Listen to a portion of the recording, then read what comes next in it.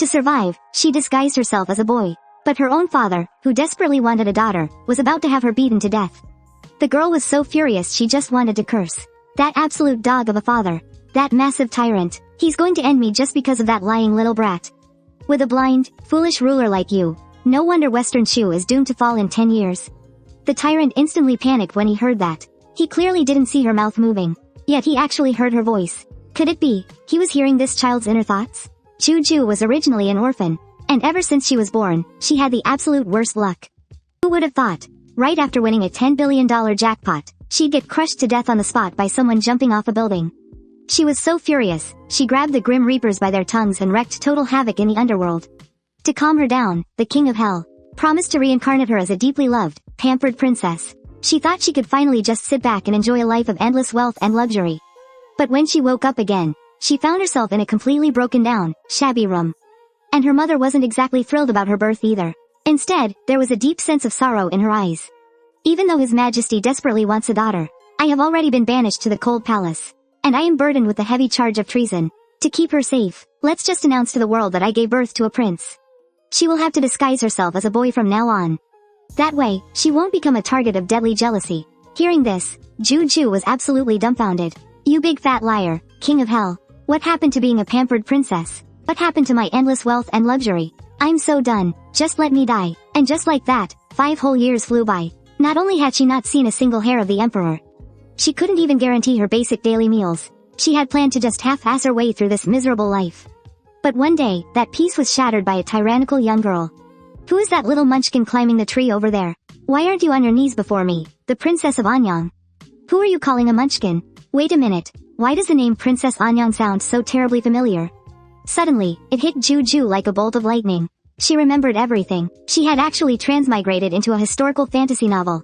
Princess Anyang was the main female lead of the story. Since her deadbeat dad didn't have any daughters of his own, he took in a royal relative's daughter, Feng Caiwei, and raised her in the palace. Not only did he spoil her like his own flesh and blood, he even betrothed her to the crown prince. Later, when the Western Chu dynasty fell, Feng Caiwei fled to the southern kingdom. Step by step, she climbed her way up from a lowly camp slave to become the empress. And together with the southern emperor, she unified the whole world. Now that is a truly overpowered main character. Meanwhile, she was just a totally useless cannon fodder princess. Not only was she forced to hide her true gender, she was fated to be beaten to death today by her deadbeat dad. Right in front of her, Feng Caiwei took a threatening step forward. What is your name? Which palace does a little bastard like you belong to? Seeing Jiu Jiu taking her sweet time to answer, the arrogant princess raised her hand, ready to slap her. How dare you look down on me? Do you want to die right now? Jiu Jiu quickly threw her hands up to block the hit. What do you think you're doing? Get away from me. Feng Caiwei was trembling all over with pure rage. But suddenly, a sinister smirk crept onto her lips. Not even a second later, she started bawling her eyes out. Wah, Uncle Emperor, this awful boy stole my things. And he even said he was going to scratch my face up. Jiu Jiu watched this happen, completely and utterly speechless. Good lord, she changes her act faster than turning the page of a book. Suddenly, Jiu Jiu felt a terrifying chill run right down her spine. She turned around, only to see the massive tyrant standing right behind her with a terrifyingly dark scowl. Guards, grab that little brat. How dare he bully my precious Wei Wei? I will absolutely tear him to pieces. While gently comforting the sobbing Feng Caiwei, he whipped his head back around to glare fiercely at Jiu Jiu. Jiu Jiu felt like she was dying inside. Is this monstrous tyrant really going to end my life right here and now? Even a vicious tiger doesn't eat its own cubs. And he is literally my own dad. His own biological father. But when these words reached the emperor's ears, he froze on the spot. Was it this little brat who just spoke? But I didn't even see his mouth move. Could it be his inner thoughts? Who is this boy? Which palace does he belong to? The eunuch respectfully replied, it is the 18th prince, born to Consort Li in the cold palace. And here I wondered who it was. He is not a daughter, so what makes him so precious? Guards, drag this little brat away and cane him. Jiu Jiu was so furious he wanted to curse out loud. Wait, you are actually serious? What is so great about that lying little girl? When did I ever steal her stuff? She just saw how cute I am and wanted to scratch my face up. She spouts a bunch of nonsense, squeezes out a few fake tears, and this giant tyrant actually believes her. It is absolutely ridiculous, with a massive tyrant like him who can't even tell right from wrong. No wonder Western Chu is doomed to fall. Wait, Western Chu is going to fall? The Emperor's heart violently skipped a beat. Wait a minute, I have questions for her. Regardless of whether the boy's words were true, this kind of matter absolutely could not be taken lightly. He shifted his gaze to Feng Caiwei. Wei Wei, tell me, What exactly did he steal from you? Feng Caiwei froze. After all, in the past, whenever she said something like this, the emperor would just execute the person on the spot. Why was he asking so many questions today? So, she secretly dropped her own bracelet into the grass. Uncle Emperor, he stole my gold bracelet. He was afraid I would catch him, so he secretly threw it over there. Hearing this, Jiu Jiu rolled his eyes so hard they almost got stuck. Do you think everyone is an idiot? Out of all the places to throw it, you drop it right behind your own back? Anyone with half a brain can see something is fishy, unless a certain someone is completely blind and brainless. The emperor, feeling the indirect insult, looked utterly speechless. You little brat, I can see that without you telling me. Looking back at Feng Caiwei, a flash of anger appeared in the emperor's eyes. I have doted on you so much, giving you whatever your heart desires. Yet your mouth is full of lies. Do I need to summon the nearby guards here before you will tell the truth? Seeing that the emperor was truly furious, Feng Caiwei dropped to her knees with a loud thud. Wei Wei will never dare to do it again. Guards, send Feng Caiwei to the Empress Dowager. Once she has been properly disciplined, then you may send her back to Consort Zhang. Did this giant tyrant actually grow a conscience? How did he suddenly get so smart? Right after Jiu Jiu finished his mental roasting, he saw the tyrant glaring right at him with a furious expression.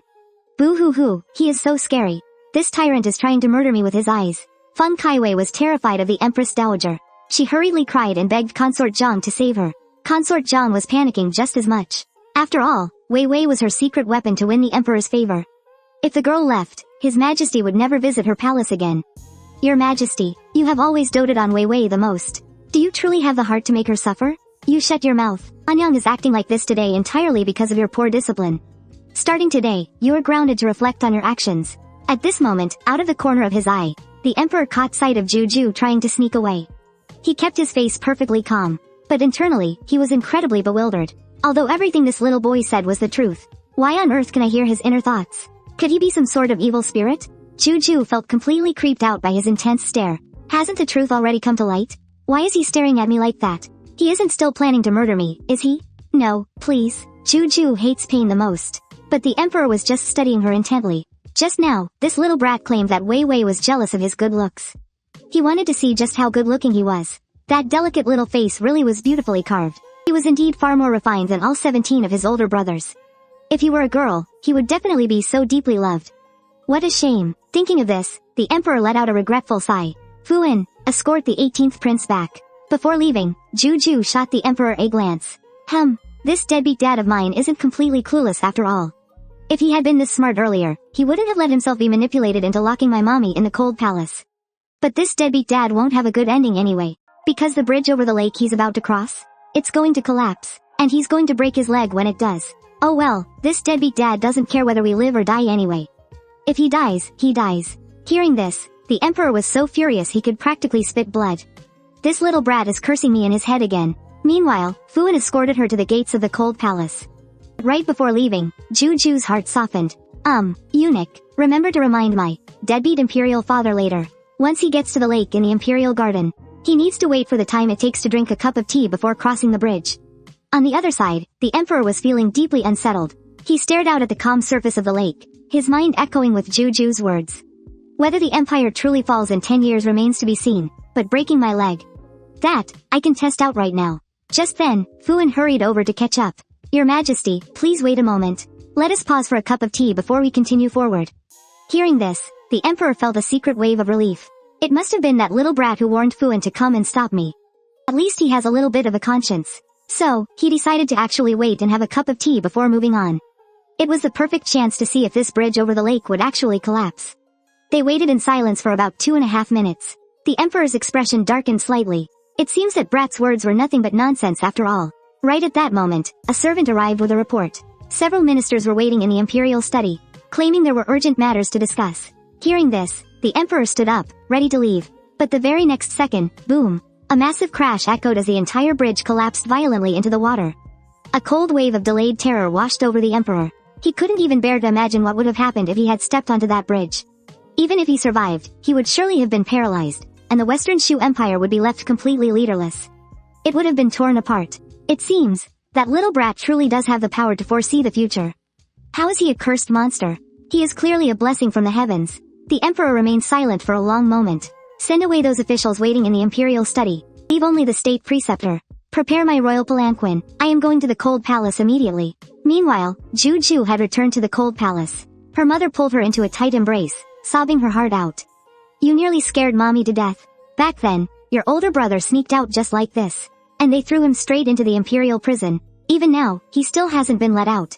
Mommy only has you left now. Seeing her mother so heartbroken, Jiu Jiu reached out her tiny hands to gently wipe away her tears. Mommy, don't cry. When Jiu Jiu grows up, I'll definitely give you a good life. As for her older brother, the time wasn't right just yet. She would have to wait for a certain someone to return to the palace. Her mother looked down at her with eyes full of tender love.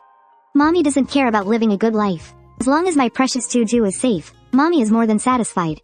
Jiu Jiu's little heart swelled with emotion. Mommy really is so beautiful, kind, and incredibly gentle. That blind deadbeat dad of mine really doesn't deserve her. But what Jiu Jiu didn't know was, from the very moment she was born, her mother had always been able to hear her every inner thought. Right now, she just smiled back with pure adoration.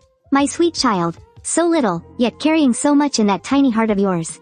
Suddenly, a maid rushed in, panicking. Oh no, bad news, this is terrible. The emperor is here. Consort Li felt as if she were facing a deadly enemy. Why would the emperor suddenly visit the cold palace out of nowhere?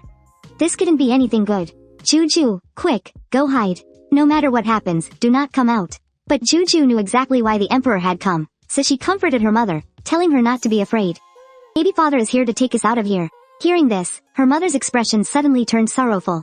We'll probably be stuck in this cold palace for the rest of our lives. Just then, a loud voice announced, the emperor has arrived. The next second, the great tyrant appeared at the door. He glanced around at the terrible conditions of the cold palace. These conditions are far too harsh. How is this a place for humans to live? But the moment he saw Consort Li, the emperor's eyes suddenly lit up.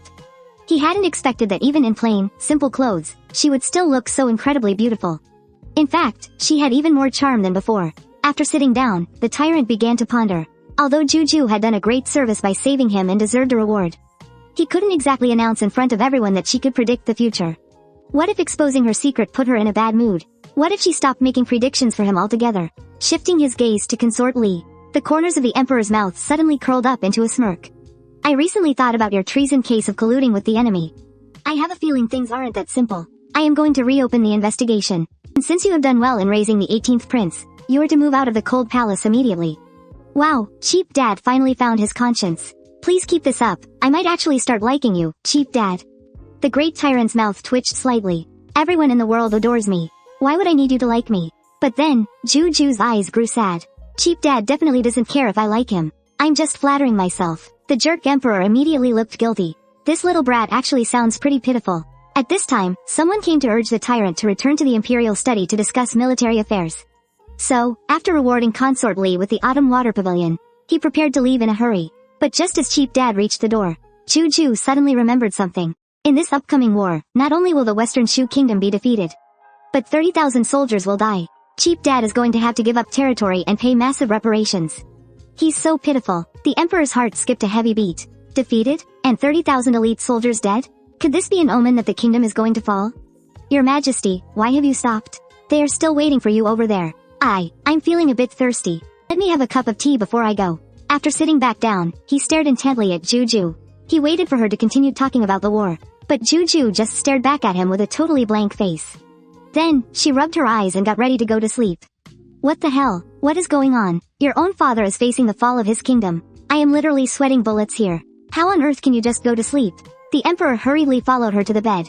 Watching her snoring away, drooling in her sleep, cheap dad was dying of impatience.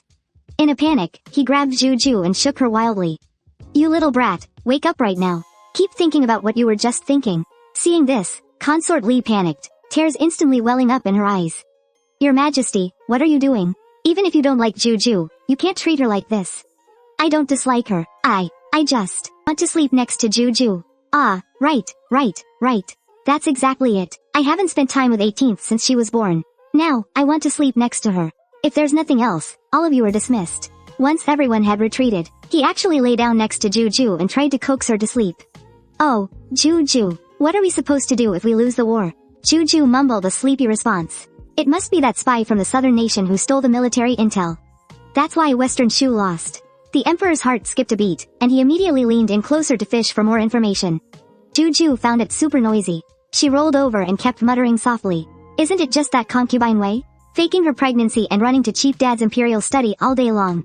That's exactly how the military intel got stolen, and why Western Chu ended up losing the war.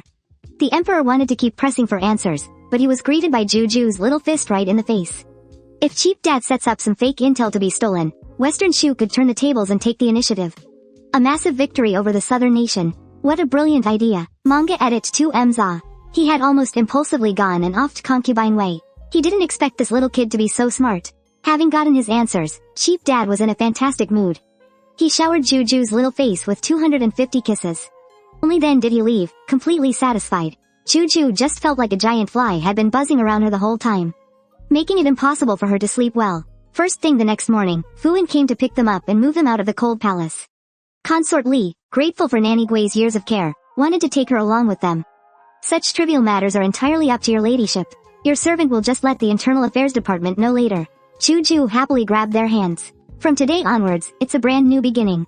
And those servants who used to give them the cold shoulder, now, they could only stare in sheer envy. A few days later, urgent military news came from the front line. Western Chu had used the fake intel and won a massive victory over the southern nation. The enemy had already sent envoys to negotiate peace, discussing the terms of ceding land and paying reparations to Western Chu. Hearing this, the Emperor was thrilled. He immediately decided to head to the Autumn Water Pavilion to reward Jiu Jiu. But just then, the state preceptor suddenly requested an audience. He claimed that his time on Earth was up, and right before dying, he had a few final words to warn the Emperor. This subject observed the stars last night, and discovered that Western Chu will face a disaster of national ruin in 10 years. The only way to break this curse is the 18th prince. Please, your majesty, you must believe in the little prince and keep him safe. Seeing the state preceptor's earnest words, the Emperor nodded and agreed. It's just that, there is one more thing. I have so many sons, yet not a single daughter. Is this simply my fate? The state preceptor merely left behind the phrase, the secrets of heaven must not be revealed. Then he collapsed onto the ground and passed away. Manga edit 2 Za. Meanwhile, over at the Autumn Water Pavilion, Jiu Jiu was happily swinging on the swing when she suddenly saw Chief Dad walking in with a dark, gloomy face. He didn't know if the state preceptor had died of natural old age, or if it was because he leaked the secrets of heaven. Jiu Jiu was super confused. He obviously just won a huge battle. So why is Chief Dad pulling such a long face? Suddenly, she remembered. This should be the time when the state preceptor dies. This little kid actually knows? The Emperor suddenly grabbed her shoulders. The state preceptor died so suddenly. I wonder if his lifespan was simply up, or if there's another reason. What is up with Chief Dad today? Why is he talking such nonsense? Of course it's because his lifespan was up. Only then did Chief Dad breathe a sigh of relief. He scooped Jiu Jiu up and planted a huge, sloppy kiss right on her face. Jiu Jiu was absolutely paralyzed with shock. I actually just got kissed by an old man. Boo-hoo, I'm no longer clean. The Emperor's mouth twitched slightly. Getting one kiss from me makes you feel that wronged? Well then, I'll just wrong you to death. With that, he held Jiu Jiu and unleashed a frantic barrage of sloppy kisses all over her. Seeing Jiu Jiu looking so adorably dazed from the kisses, Consort Li thought it was too cute, so she also grabbed Jiu Jiu and kissed her for quite a while. They just kiss me whenever they feel like it. The thought process of these two is seriously weird. However, having been an orphan with no parents in her past life, she could now truly feel the beauty of having a mom and dad. Her mother and Chief Dad were both stunned in their hearts. Jiu Jiu was actually an orphan in her past life? So, they silently vowed in their hearts. In this life, they absolutely had to protect her with everything they had. The Emperor had barely left before boxes of gold, silver, and jewels were delivered. Jiu Jiu held up a cute little dress, staring at it for the longest time. Mommy, can Jiu Jiu wear girls' clothes now? Consort Li gently but firmly told her no. Their family's charges of treason hadn't been cleared yet, and they were still exiled in the bitter, freezing wastelands. We are still in great danger, she warned. Jiu Jiu nodded obediently. She believed the truth would eventually come to light. Just then, Nanny Gui came in to report. Consort Qing is here to visit. Should we prepare some refreshments? Hearing this, Jiu Jiu frowned deeply. Wait, isn't Consort Qing one of Feng Caiwei's lackeys? Every time another consort gains the Emperor's favor, she always finds an excuse to move in with them.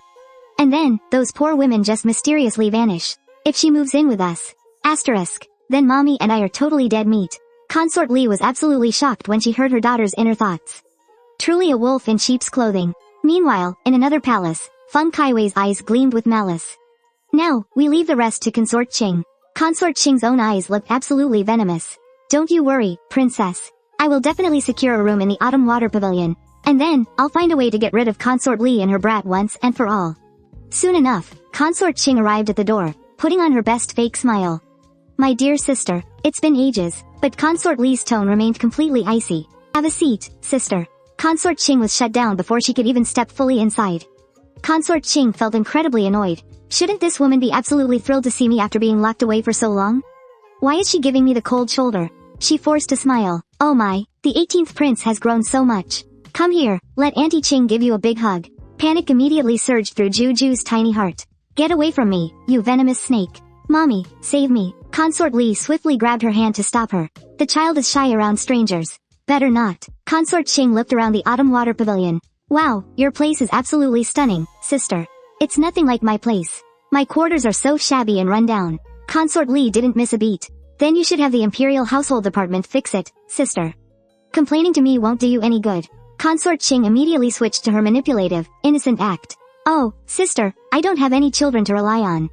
The servants from the household department do nothing but bully me. Why would they ever bother fixing my room? Consort Li smirked. Yet you're wearing premium shoe brocade right now, sister. If the servants were truly treating you like a nobody, how on earth did you get your hands on such exquisite silk? Consort Qing forced a highly awkward smile. Well, to be honest, sister, I was just worried you'd be horribly lonely here in the pavilion. I was hoping to move in with you, so we could look out for each other. Seeing right through her pathetic excuse, Consort Li completely dropped all pretenses. I rotted in the cold palace for years, and you never once showed an ounce of pity.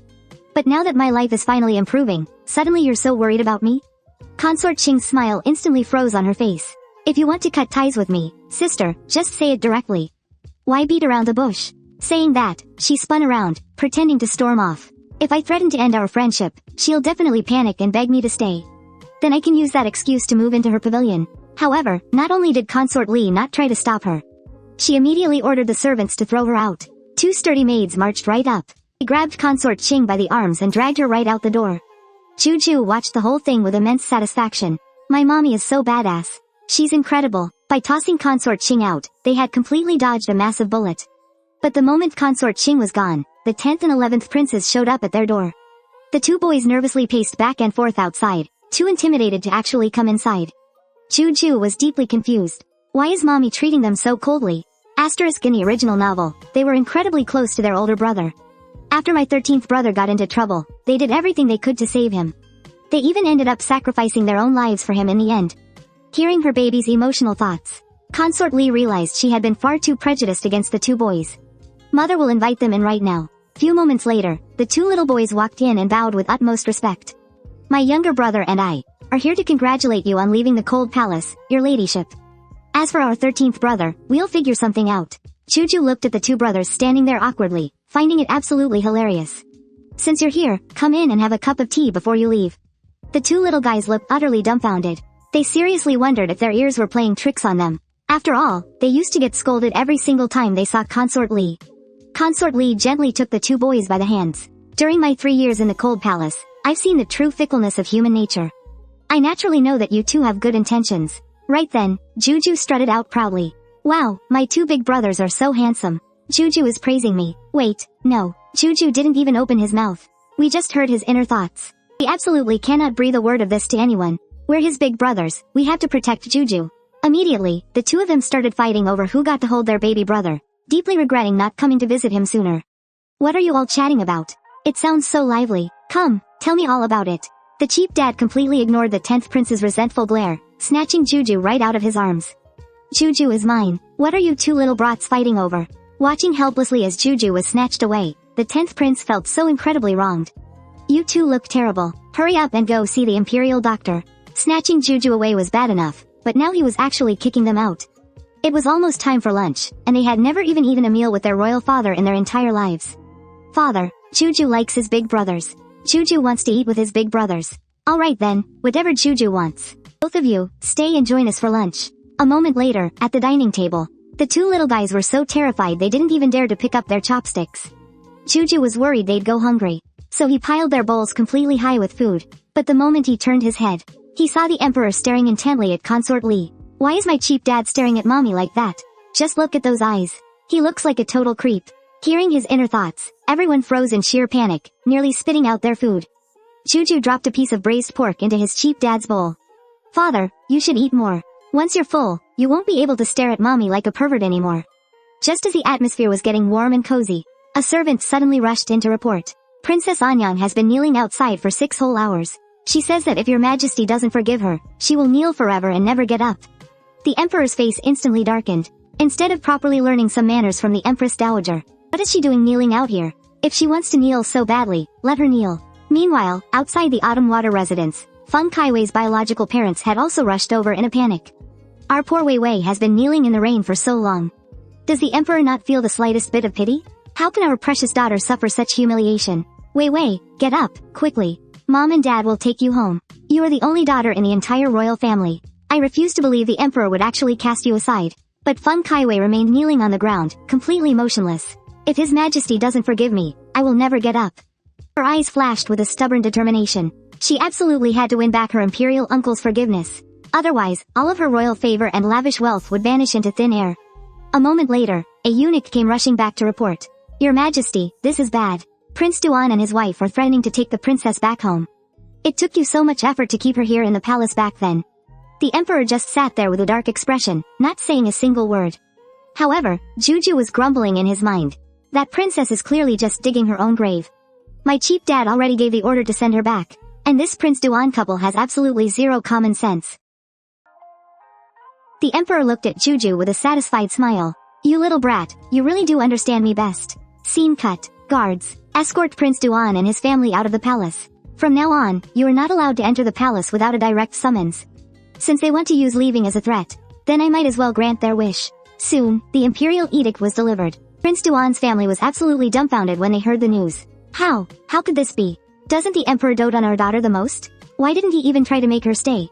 It's all your fault for insisting we leave the palace. If you hadn't angered your imperial uncle, would I have been kicked out like this? Feng Caiwei seethed with deep resentment. As long as I can stay in the palace, I still have a chance. Looks like I need to resort to something drastic. She glared at a nearby water vat planted with lotuses, gritted her teeth, and slammed her head right into it. Meanwhile, a eunuch rushed back to report in a panic. Princess Anyang slammed into a water vat and passed out. She needs to recover in the palace. After all, she's the only princess we have. Who gives a damn about someone else's daughter? I have my very own princess. Immediately after, he shot a sketchy, sinister look at Jiu Jiu. Holy crap, what is he trying to do? Why is this freebie dad of mine smiling like such a creep? Suddenly, the emperor pulled a little dress out of nowhere. Jiu Jiu, do you want to try on this pretty little dress? Jiu Jiu heard this and frantically refused. No way, I don't want it, I don't want it. But a second later, the emperor leaned in close to her ear. If you put this on, I'll reward you with 500 taels of gold. The gossiping onlookers were absolutely stunned. The emperor has some seriously twisted tastes. Hey, he must be losing his mind wanting a daughter. The 18th prince is a manly little guy. He must feel so incredibly wronged. He'll probably start crying so hard that no one will be able to calm him down. But to everyone's surprise, Jiu Jiu's eyes lit up. Not only could she wear a cute little dress, but she'd also get paid. Are you kidding? I get paid for this? I'll gladly wear it. I absolutely love pretty little dresses. So, while loudly chanting, 500 taels, she pitter-pattered excitedly right into the changing room. A moment later, she was all dressed up. Jiu Jiu had changed into the gorgeous little dress. The moment her freebie dad saw her, his heart skipped a whole beat. Her beautiful, dark flowing hair, and her snow-white skin shining like a gem, she was so breathtakingly adorable that it melted his heart. He scooped Jiu Jiu up, showering her with endless, frantic kisses. Oh, my sweet, darling Jiu Jiu. From now on, please just live in dresses, okay? Your royal father has prepared so many gorgeous outfits for little girls. If you want anything, Jiu Jiu, just name it. Your father will give you whatever you desire. I don't need anything else. I absolutely love dressing like this. Being a girl inside, she felt so incredibly satisfied. If only I could wear dresses all the time. Her dad was so overjoyed that he spun her around 250 times. Having my precious Jiu Jiu is just like having a daughter. However, her two royal brothers had no idea she was actually a girl, and their hearts just ached for her. Jiu Jiu, you've been so wronged. Father's tastes are just way too sick. But don't you worry, your big brothers will definitely help you get your manhood back. Jiu Jiu was way too thrilled to even care. Why would she ever feel wronged? But suddenly, she remembered something super important. 10th brother, 11th brother. Will you come see me tomorrow morning? Whether these two could get on the crown prince's good side, it all depended on tomorrow. The two brothers exchanged a doubtful glance. It was hard enough for them to even see the crown prince on a normal day. Could little Jiu Jiu really help them? Early the next morning, the three of them tiptoed sneakily over to the elephant enclosures. According to the original plot of the book, the crown prince would come to see the elephants today, but would tragically be attacked by an elephant in heat. He would almost lose his life. It was Feng Caiwei who would use a clever trick to save him. And because of that, the crown prince would fall in love with her at first sight. Thinking of this, she turned to look at her two brothers. I heard the elephants here are super aggressive. If someone gets hurt by one, would you guys save them?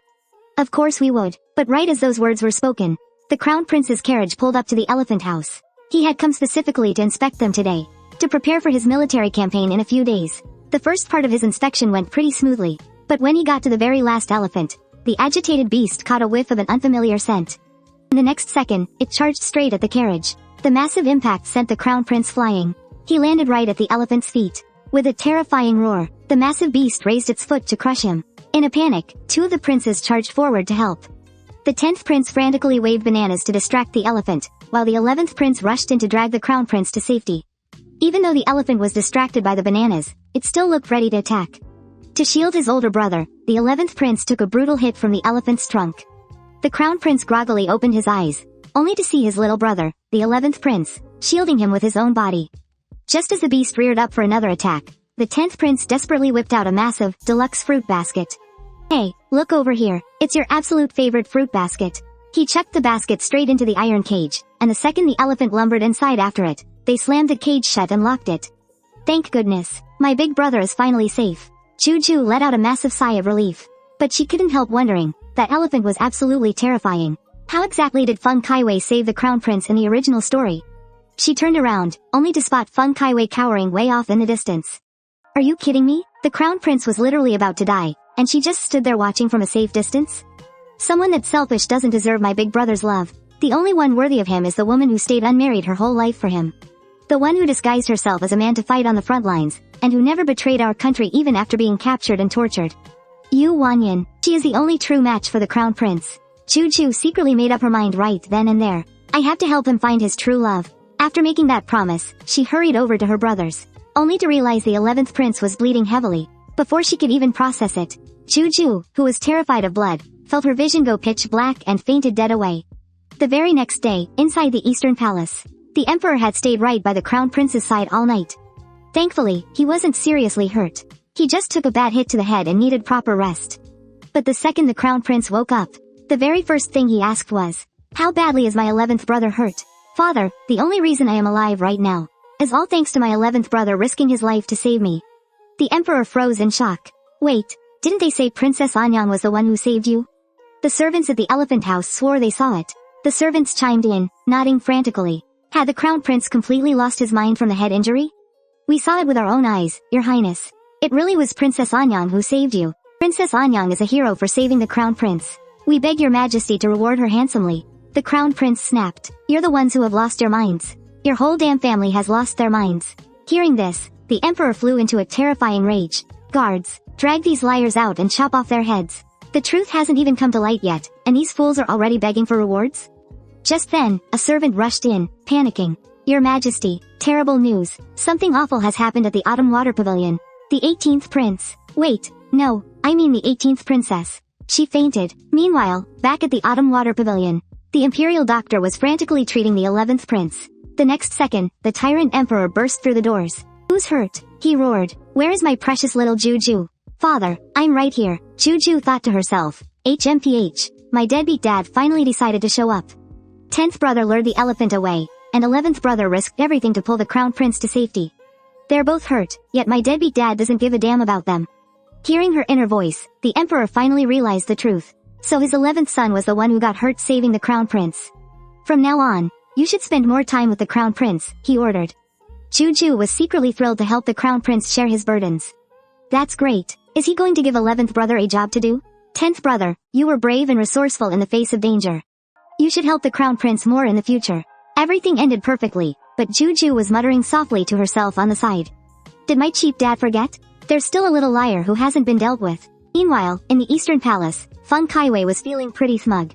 This little act of mine, risking my life to save the crown prince, will definitely win back the emperor's favor. The crown prince and I are already engaged, and now I've saved his life. He is going to fall madly in love with me. Just then, an imperial decree arrived. Princess Anyang has falsely claimed credit for saving a life, committing the crime of deceiving the emperor. However, considering she has served us for many years, her title of Princess Anyang is revoked effective immediately. The royal engagement is hereby cancelled, and Feng Caiwei is to be banished from the palace. She is never to set foot in the imperial palace ever again. to show his gratitude to Jiu Jiu and his two younger brothers for saving his life. Crown Prince brought a mountain of gifts to the Autumn Water residence. But just as he reached the door, he heard a lot of commotion inside. Jiu Jiu, you are such a little lucky star. Let your big brothers give you a kiss. Ah, getting kissed every single day is so exhausting. My little face is getting swollen from all these kisses. Hey. Her brothers chased her from behind, while Jiu Jiu was running ahead. Suddenly, she bumped right into someone. She looked up, and it was actually the Crown Prince. He smiled down at her, completely mesmerizing little Jiu Jiu. Wow, the Crown Prince is here. He is just so incredibly handsome. Hearing this, the Crown Prince's face flushed red. Wait a minute, what was that voice? No one is even speaking out loud. What's wrong, Crown Prince? Why are you just standing there not saying anything? It was only then that he realized. It was actually his 18th brother's inner thoughts. He tried his best to calm himself down. Everything happens for a reason. Stay calm, just stay calm. Come here, 18th brother. Let your big brother give you a hug. But your injuries haven't even healed yet. Besides, Jiu Jiu isn't your 18th brother. I'm your 18th sister. Before she could finish her thought, Crown Prince hurriedly covered her little mouth. It's all our imperial father's fault for making you dress up as a girl. Making you so confused about your own gender now. 18th brother, you have to remember. You are a proper little boy. You absolutely cannot let imperial father warp your mind. After comforting Jiu Jiu, he turned to thank his two younger brothers. That day, you two risked your lives to protect me. I swear to you right now. From now on, I will protect you with my own life. If I break this oath, may lightning strike me down. Jiu Jiu praised him silently in her heart. The Crown Prince really is a true and noble gentleman. It's such a pity that Feng Caiwei ends up dragging him to his death. And he spends his whole life never knowing that the young lady of the Yu family died in battle for him. If only those two could get married, how wonderful would that be? The Crown Prince was absolutely shell-shocked. Meanwhile, the two older princes' eyes were wide as saucers, looking exactly like they were eating up some juicy gossip. At evening, back at the Autumn Water residence for dinner, the Emperor suddenly mentioned. The Empress Dowager and Consort Chu have been praying at Hanshan Temple for days. They will be returning to the palace tomorrow. Hearing this, Jiu Jiu immediately frowned. That Consort Chu is supposed to be my cheap dad's favorite concubine, right? She's the one who framed my mother for treason. The bad lady is showing up tomorrow. I wonder what my cheap dad is going to do about it. The tyrant emperor heard her inner thoughts, and suddenly felt a little guilty under her stare. Jiu Jiu, why are you looking at your father like that? Is the food not to your liking? Do you seriously not have a clue, my cheap dad? Mother and brother haven't even been cleared of their crimes yet. Who could possibly eat at a time like this? How about this? After we finish eating, father will take you to the Imperial Garden to catch some butterflies. Sound good? Hearing this, Jiu Jiu's eyes lit up. Yes, let's go.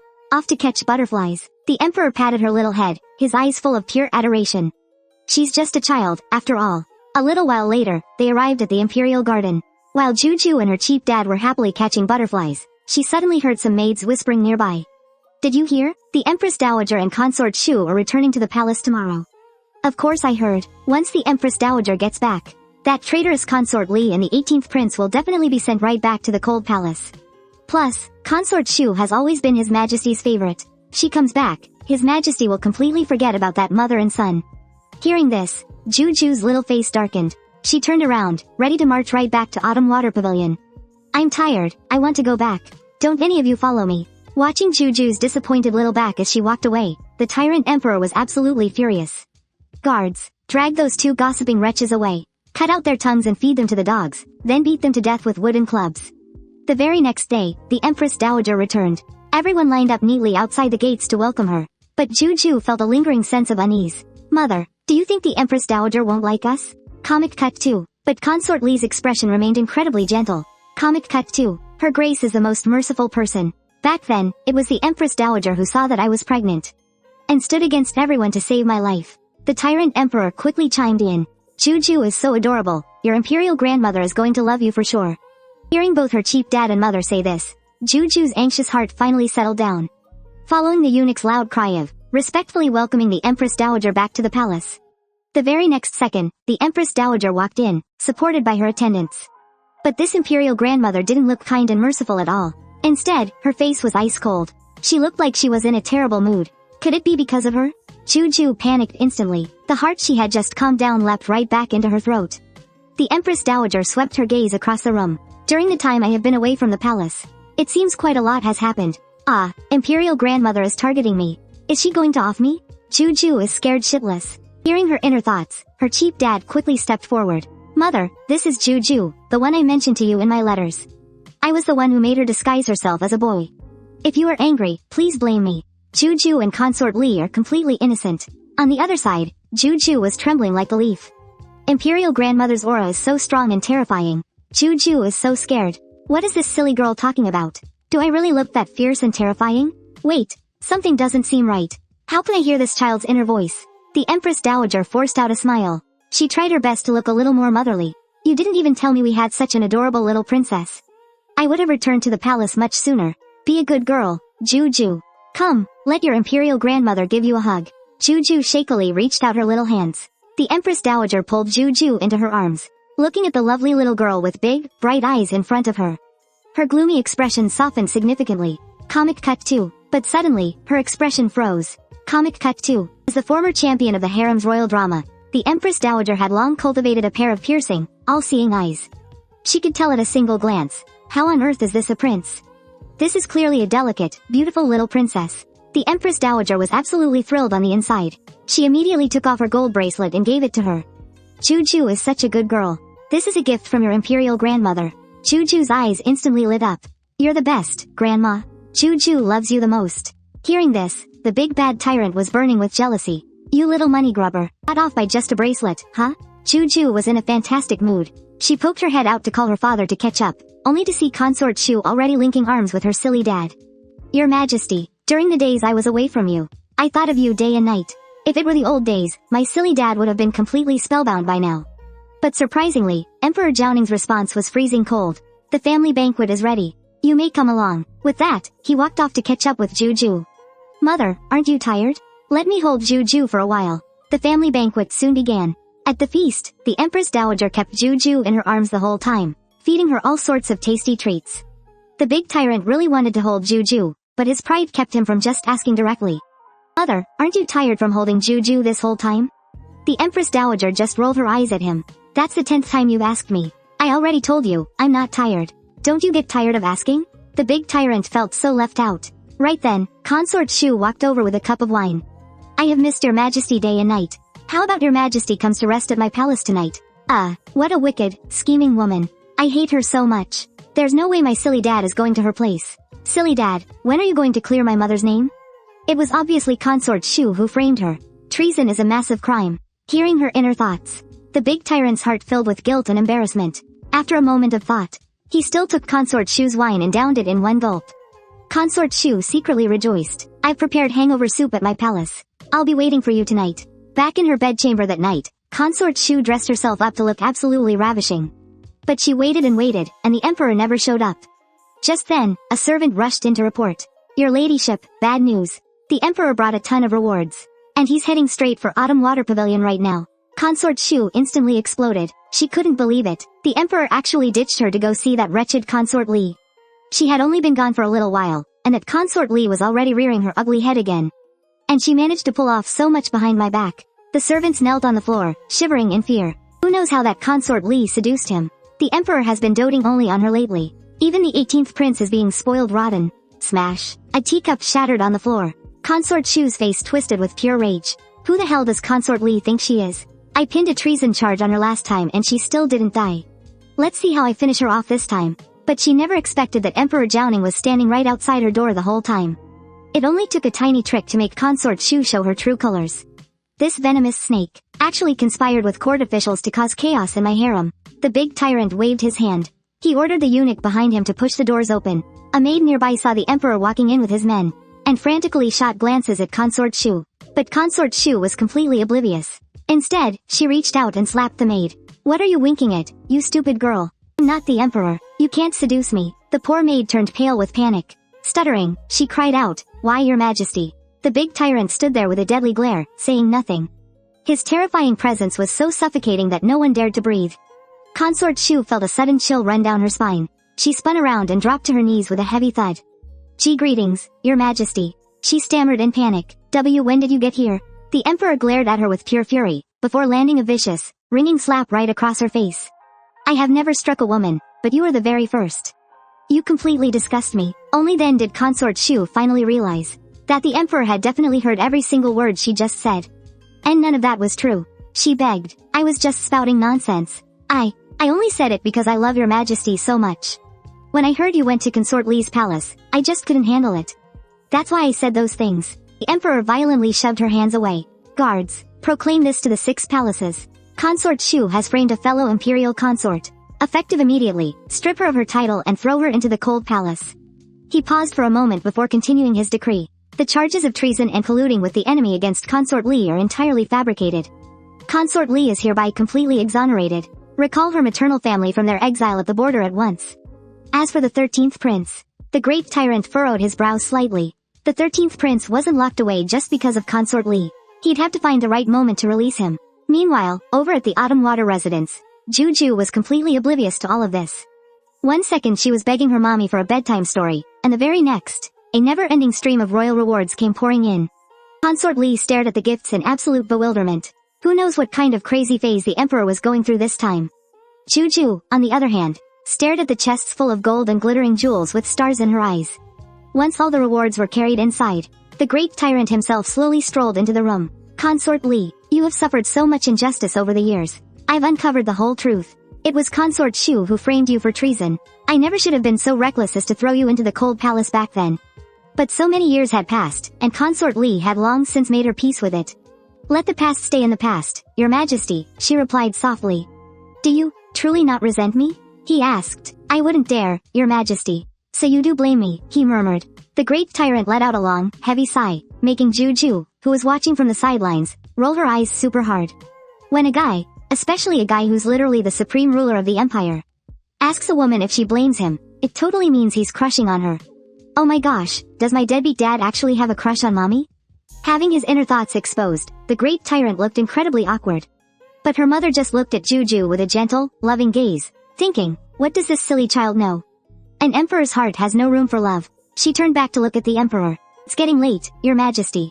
You should really head back and get some rest. The great tyrant stammered and mumbled for ages, clearly dropping hints that he wanted to stay the night at the Autumn Water residence. But in the very next second, Consort Li politely turned him down. The great tyrant's eyes filled with a deep, lonely sadness. Well, never mind then. I'll wait until you're truly ready. I guess I'll head back for now. How about Jiu Jiu comes with me? Without waiting for an answer, he scooped Jiu Jiu right up, strutting out of the Autumn Water residence with an overly arrogant swagger. In her mind, Jiu Jiu couldn't help but curse him out. This deadbeat dad is so incredibly annoying. He couldn't score with mommy, so now he's taking me hostage? Poor little Jiu Jiu, having to carry the weight of this whole family at such a tender age. The very next morning, Jiu Jiu had barely opened her eyes when the great tyrant declared he was dragging her to the royal morning court. For a second, Jiu Jiu seriously thought her ears had gone blind. But before she could even process it, the great tyrant was already happily dragging her away. Standing in the morning court before all his civil and military officials, he was determined to announce to the entire world that he finally had a daughter. My little princess is the absolute cutest, most adorable child in the whole wide world. Even if his precious daughter was technically disguised as a boy. Right on cue, the ministers unleashed an absolute tornado of aggressive kissing up. The 18th princess is truly a golden branch and a precious jade leaf. She completely inherited your majesty's commanding presence. But right at that moment, the terrifying sound of heavy footsteps echoed through the hall. A prisoner was dragged into the royal court. It was none other than Zhou Yi, the once undefeated general. The great tyrant's face was dark with fury as he interrogated him. In the war against the southern kingdom, you have suffered defeat after defeat. Because of your sheer incompetence, countless soldiers have died. Zhou Yi, what is your plea? Hearing this, Jiu Jiu frowned. Actually, General Zhou Yi is incredibly capable. The real reason he lost was partly because of that spy, concubine Wei, and partly because someone planted a venomous GU worm inside him. He only suffered those back-to-back defeats because he was framed by traitors. In reality, he is fiercely loyal to Western Chu. His 3 sons and his only daughter all died on the battlefield. Even his wife was captured by the southern kingdom. To save her from being utterly humiliated, he personally drew his bow and shot his own wife dead. Yet, not only did he never use any of this to claim credit, he hasn't even breathed a word of it to the emperor. The great tyrant was completely stunned when he heard Jiu Jiu's inner voice. Zhou Yi has sacrificed this much for Western Chu? And I knew absolutely nothing about it?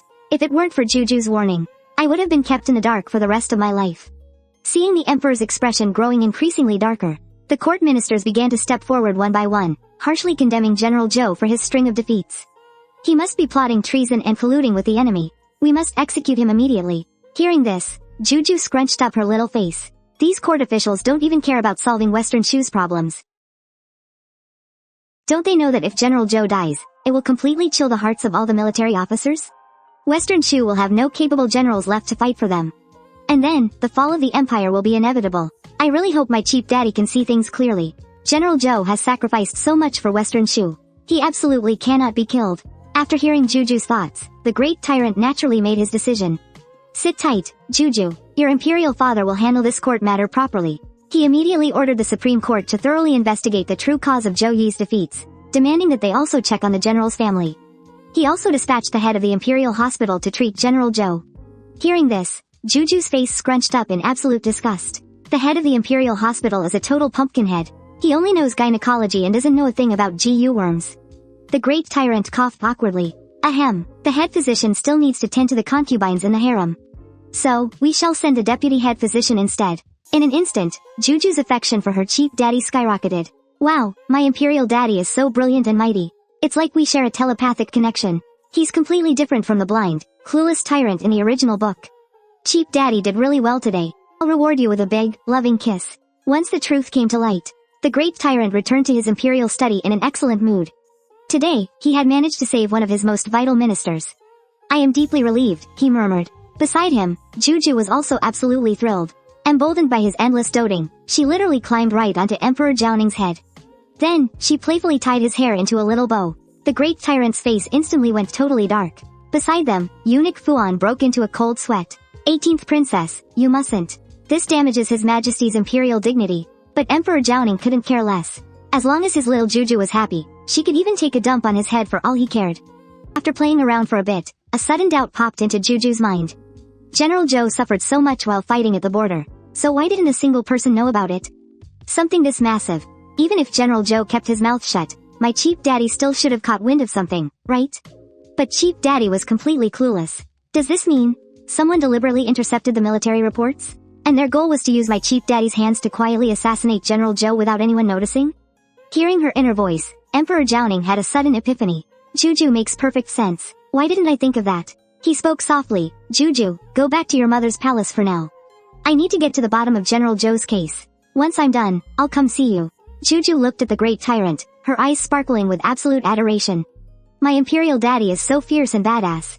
Jiu Jiu loves daddy the most. A short while later, Emperor Zhao arrived at the general's estate. I've already been to the high court to look into the matter. General Zhou, just speak your mind. Zhou Yi looked deeply troubled. Your Majesty, even if I tell you, you might not believe me. None of that, better not to say, nonsense. Just spit it out. Whether I believe it or not is up to me. Zhou Yi fell silent for a moment, then finally uttered a name. It's Qian Wenqin. Every crucial military report I tried to submit was intercepted by him. During our war with the Southern Kingdom last year, he was the reason our supply lines failed time and time again. I suspect he's a spy for the Southern Kingdom. An absolute traitor. The tyrant emperor's face filled with absolute shock. Thinking the emperor didn't believe him, General Zhou dropped heavily to his knees the very next second. If your majesty refuses to believe me, then pretend I never spoke. But I swear, I will find the evidence to prove it. Emperor Zhao ordered him to stay at the manor and focus on healing his wounds.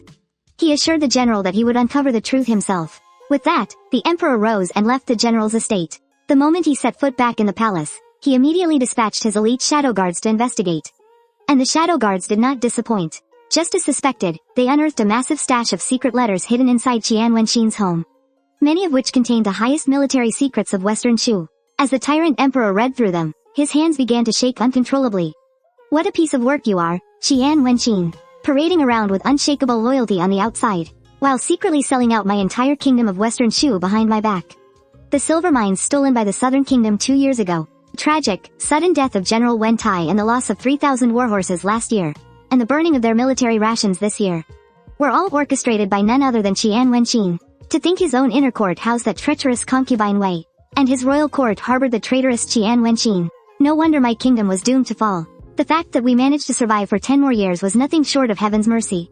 Guards, mobilize the royal army. Qian Wenqin is guilty of high treason. Execute his entire bloodline. Hang his corpse and concubine Wei from the city walls. Let them serve as a bloody warning to the whole world. Thinking back on it now, little Jiu Jiu truly was Western Chu's lucky star. If it wasn't for her, he never would have discovered any of this until his kingdom was wiped out. The tyrant emperor was just about to go check on Jiu Jiu, when he was told she was currently with the crown prince. Soon, the envoys from the Southern Kingdom would arrive for peace talks. To negotiate their surrender, ceding land and paying war reparations to Western Chu. The crown prince was put in charge of hosting the diplomatic envoys. And since the little princess loved being in the middle of all the action, she had been sticking to the crown prince like glue these past few days.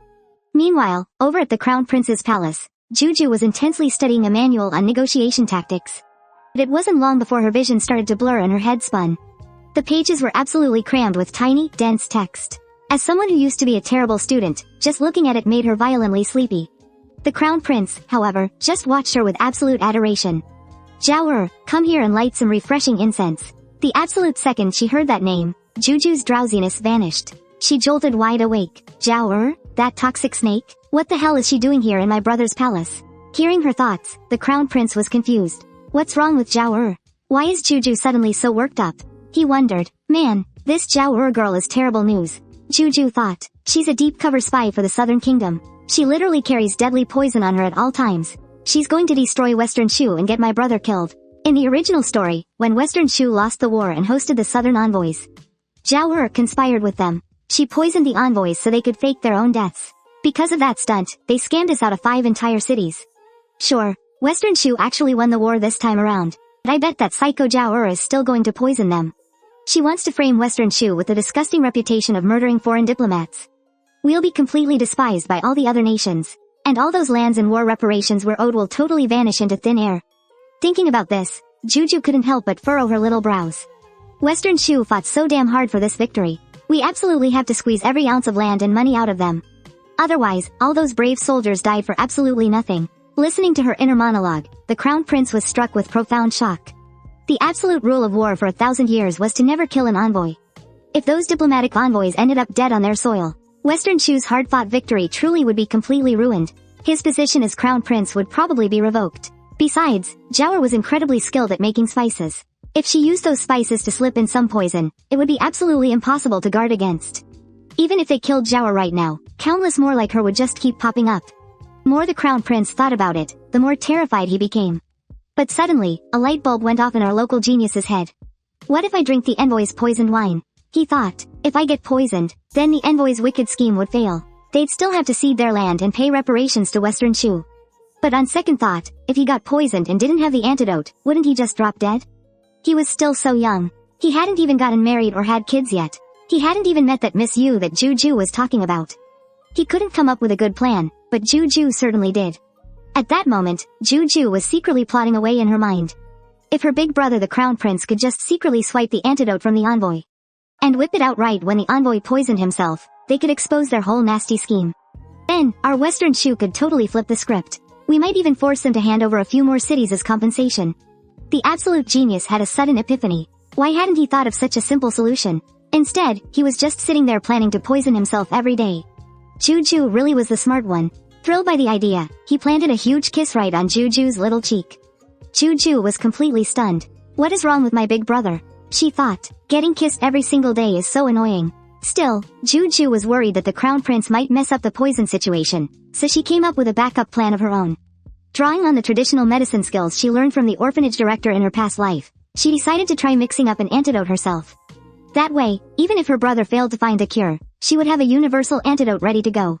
Later, when the great tyrant came to visit Jiu Jiu, he found her tinkering with a massive pile of precious medicinal herbs.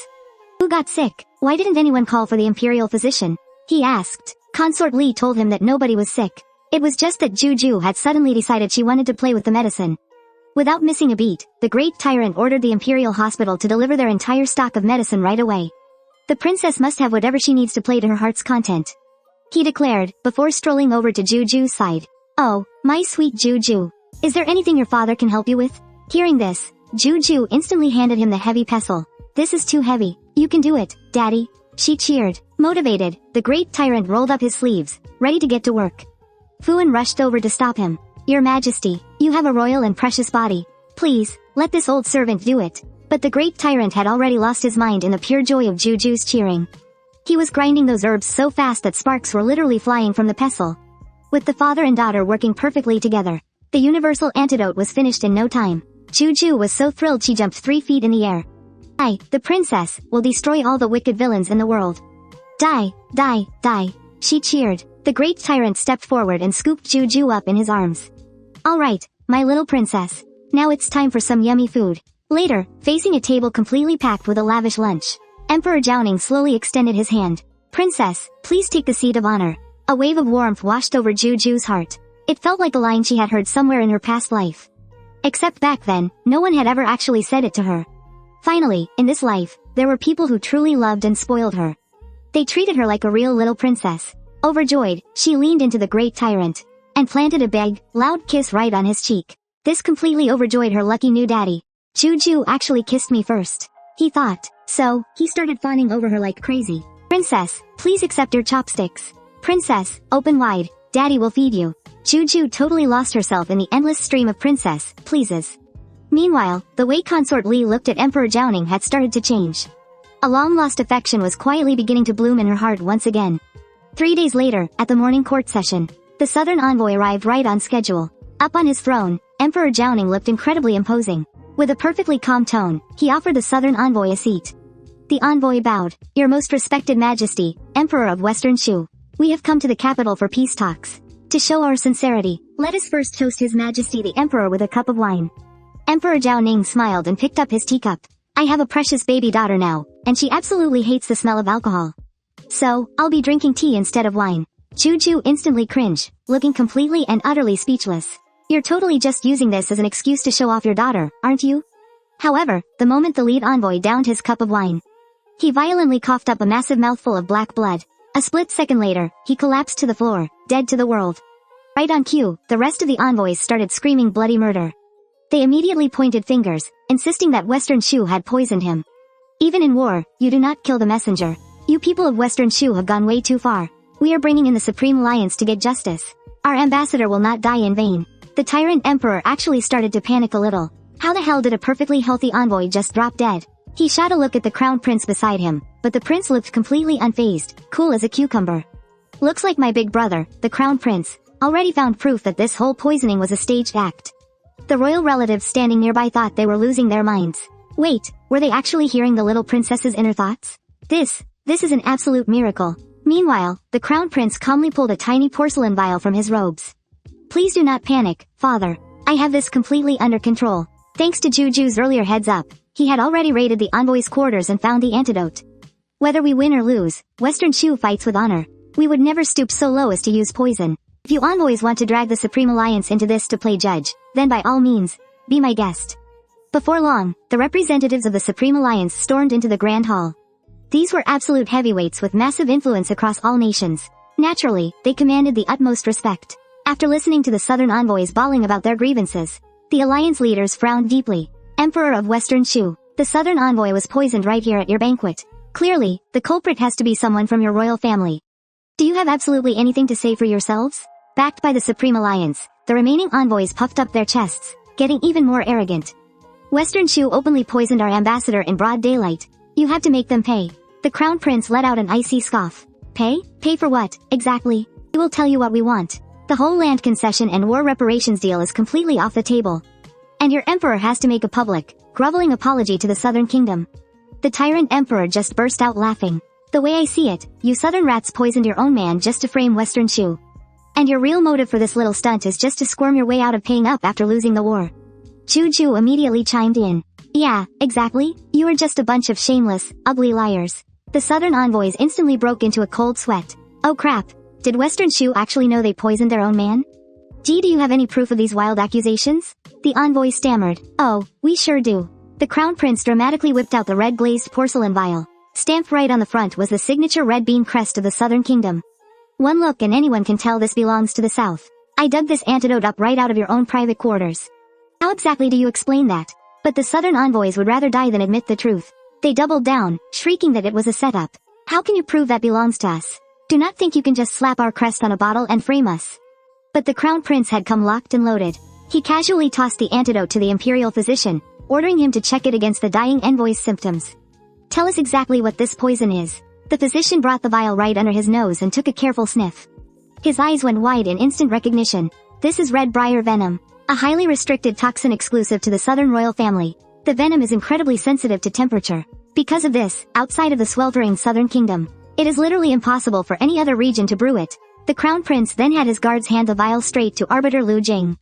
Whether this is the real antidote or not, you can see for yourself, my lord. The Supreme Alliance leaders forced the antidote down the dying man's throat. Not even a second later, the envoy gasped, slowly fluttering his eyes open. It really is the antidote. Arbiter Lu Jing's face instantly went pale with fury. You Southern Kingdom envoys poisoned yourselves just to frame Western Chu. What excuses do you have left now? The envoys were completely speechless. They all fell to their knees, begging the Emperor of Western Chu for mercy. The tyrant emperor let out a cold sneer. Oh, so now you know how to beg for mercy? Weren't you all acting high and mighty just a moment ago? The truth was finally out. The Southern Kingdom had shamelessly tried to frame Western Chu. The territory and reparations they originally owed would now be doubled in the name of justice. With the crisis perfectly resolved, Jiu Jiu couldn't help but give her big brother, the Crown Prince, a huge thumbs up. After the banquet ended, the royal relatives all crowded around to offer their congratulations. Your Majesty is truly brilliant. Our Western Chu is destined to prosper. The tyrant emperor felt incredibly smug, immediately ordering generous rewards for the Crown Prince and the two princes. But the Crown Prince knew very well that Jiu Jiu was the real hero here. Not only did she save Western Chu, she also saved him from the crisis of being deposed as Crown Prince. Jiu Jiu was truly Western Chu's little lucky star. Poor Jiu Jiu was being passed around and carried so much, she wouldn't even need to use her legs anymore. Seeing Jiu Jiu in the Crown Prince's arms, the tyrant emperor's smiling face suddenly darkened. Give her back to me right now. You need to hurry up and find out who the poisoner is. Before the Crown Prince could even react, the emperor pointed straight at Jiu Jiu in his arms. Hand my Jiu Jiu back to me. You've been holding her for way too long. The Crown Prince reluctantly handed Jiu Jiu back to Emperor Jiaoning. Once she was back in his arms, the tyrant emperor looked incredibly smug. He quickly waved the Crown Prince off. The Southern Kingdom has been infiltrating Western Chu for a long time. There's still no hard evidence that Zhao is a spy. Go investigate it immediately. He thought that sending the Crown Prince away meant no one else would fight him for Jiu Jiu, but to his surprise, the royal relatives were already getting restless. They all started chiming in, asking to take Jiu Jiu to their own homes for a few days. On the surface, they praised her for being so brilliant and adorable. But in reality, they all saw how special she was and wanted to use her mind-reading abilities for their own gain. Jiu Jiu was a million times against this idea. Why do so many people want to borrow me just to stare at me at home? Do they think I'm some monkey on display? No way, I'm not going. Can't live without my mommy and my bargain bin daddy. Seeing the little girl puffing her cheeks in anger, the royal relatives were even more smitten. The little princess was just too cute, even when she was mad. They all just wanted to kiss her, hug her, and toss her up in the air. Hearing Jiu Jiu's inner thoughts, the tyrant emperor flat out rejected everyone. Jiu Jiu is still too young. It's not appropriate for her to leave the palace. But Prince Ning insisted that the princess wasn't that young anymore. She's already 2.5. She eats well, drinks well, and has the energy to tear down a house. She'll be completely fine. Absolutely not. The princess is still nursing. The tyrant emperor was getting desperate. In his panic, he even started making up ridiculous excuses. But Prince Ning wouldn't back down. Then just send her wet nurse along with her. My Grand Prince Ning's manor isn't so poor that we can't afford to feed a wet nurse. Besides, you kept Princess Duan's daughter in the palace before. Now his younger brothers just want to experience the fun of raising a girl too. Why won't you allow it, royal brother? You're really having double standards here. Before Prince Ning could even finish, the tyrant emperor's face suddenly turned pitch black. Prince Ning, you are overstepping your bounds. Jiu Jiu is mine. She is not being loaned out to anyone. Seeing Emperor Jiaoning's terrifyingly dark expression, Prince Ning was terrified and dropped to his knees with a heavy thud. I only spoke out of turn because I truly adore the little princess. Please forgive me, your majesty. Only then did the tyrant emperor's expression soften just a bit. Dare to fight me for my Jiu Jiu? I'll scare you to death. Seeing how tense the atmosphere had become, the Empress Dowager quickly stepped in to smooth things over. The little princess is the absolute apple of the emperor's eye. Even I get glared at if I hold her for too long. The emperor and I appreciate everyone's kind intentions. Urza, let's wait until the princess is a little older before she leaves the palace. Just as the Empress Dowager finished speaking, Manji and Urza, Prince Su, who had been completely silent, suddenly spoke up. It's fine if you won't let Jiu Jiu visit my estate. However, your majesty, could you bestow the Eastern Pearl you recently acquired to me, your loyal old minister? Hearing this, the Empress Dowager's face instantly darkened. You have to understand, the Eastern Pearl was meant to be set into her own phoenix crown. Not even the Empress was qualified to use it, yet Prince Su actually had the audacity to ask for it. This Prince Su was the late Emperor's biological older brother, because he had once saved the late Emperor's life. Even when he acted completely arrogant and domineering, Emperor Jiaoning usually just turned a blind eye. Stepping all over the Empress Dowager like this was just crossing the line. Besides, the old Princess Consort passed away a long time ago. Who exactly did he want the Eastern Pearl for?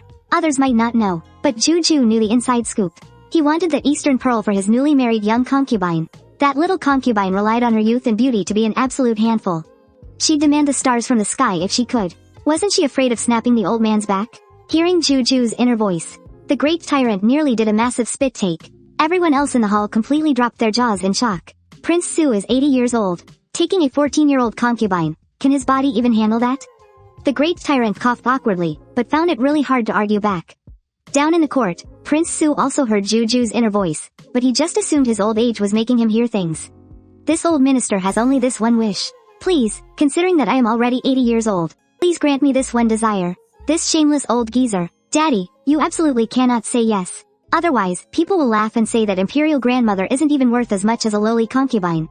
And Imperial Grandmother would be so furious she'd have a stroke and get paralyzed. Manjian, and ultimately, her life would be in danger. Manjian or why she? Hearing this, everyone's hearts skipped a beat. They hurried forward, urging the emperor to think twice. But Prince Su didn't care at all. He just thought Jiu Jiu was a little brat spouting total nonsense. If your majesty doesn't give me the Eastern Pearl today, I will smash my head and die right here. The great tyrant awkwardly rubbed his forehead.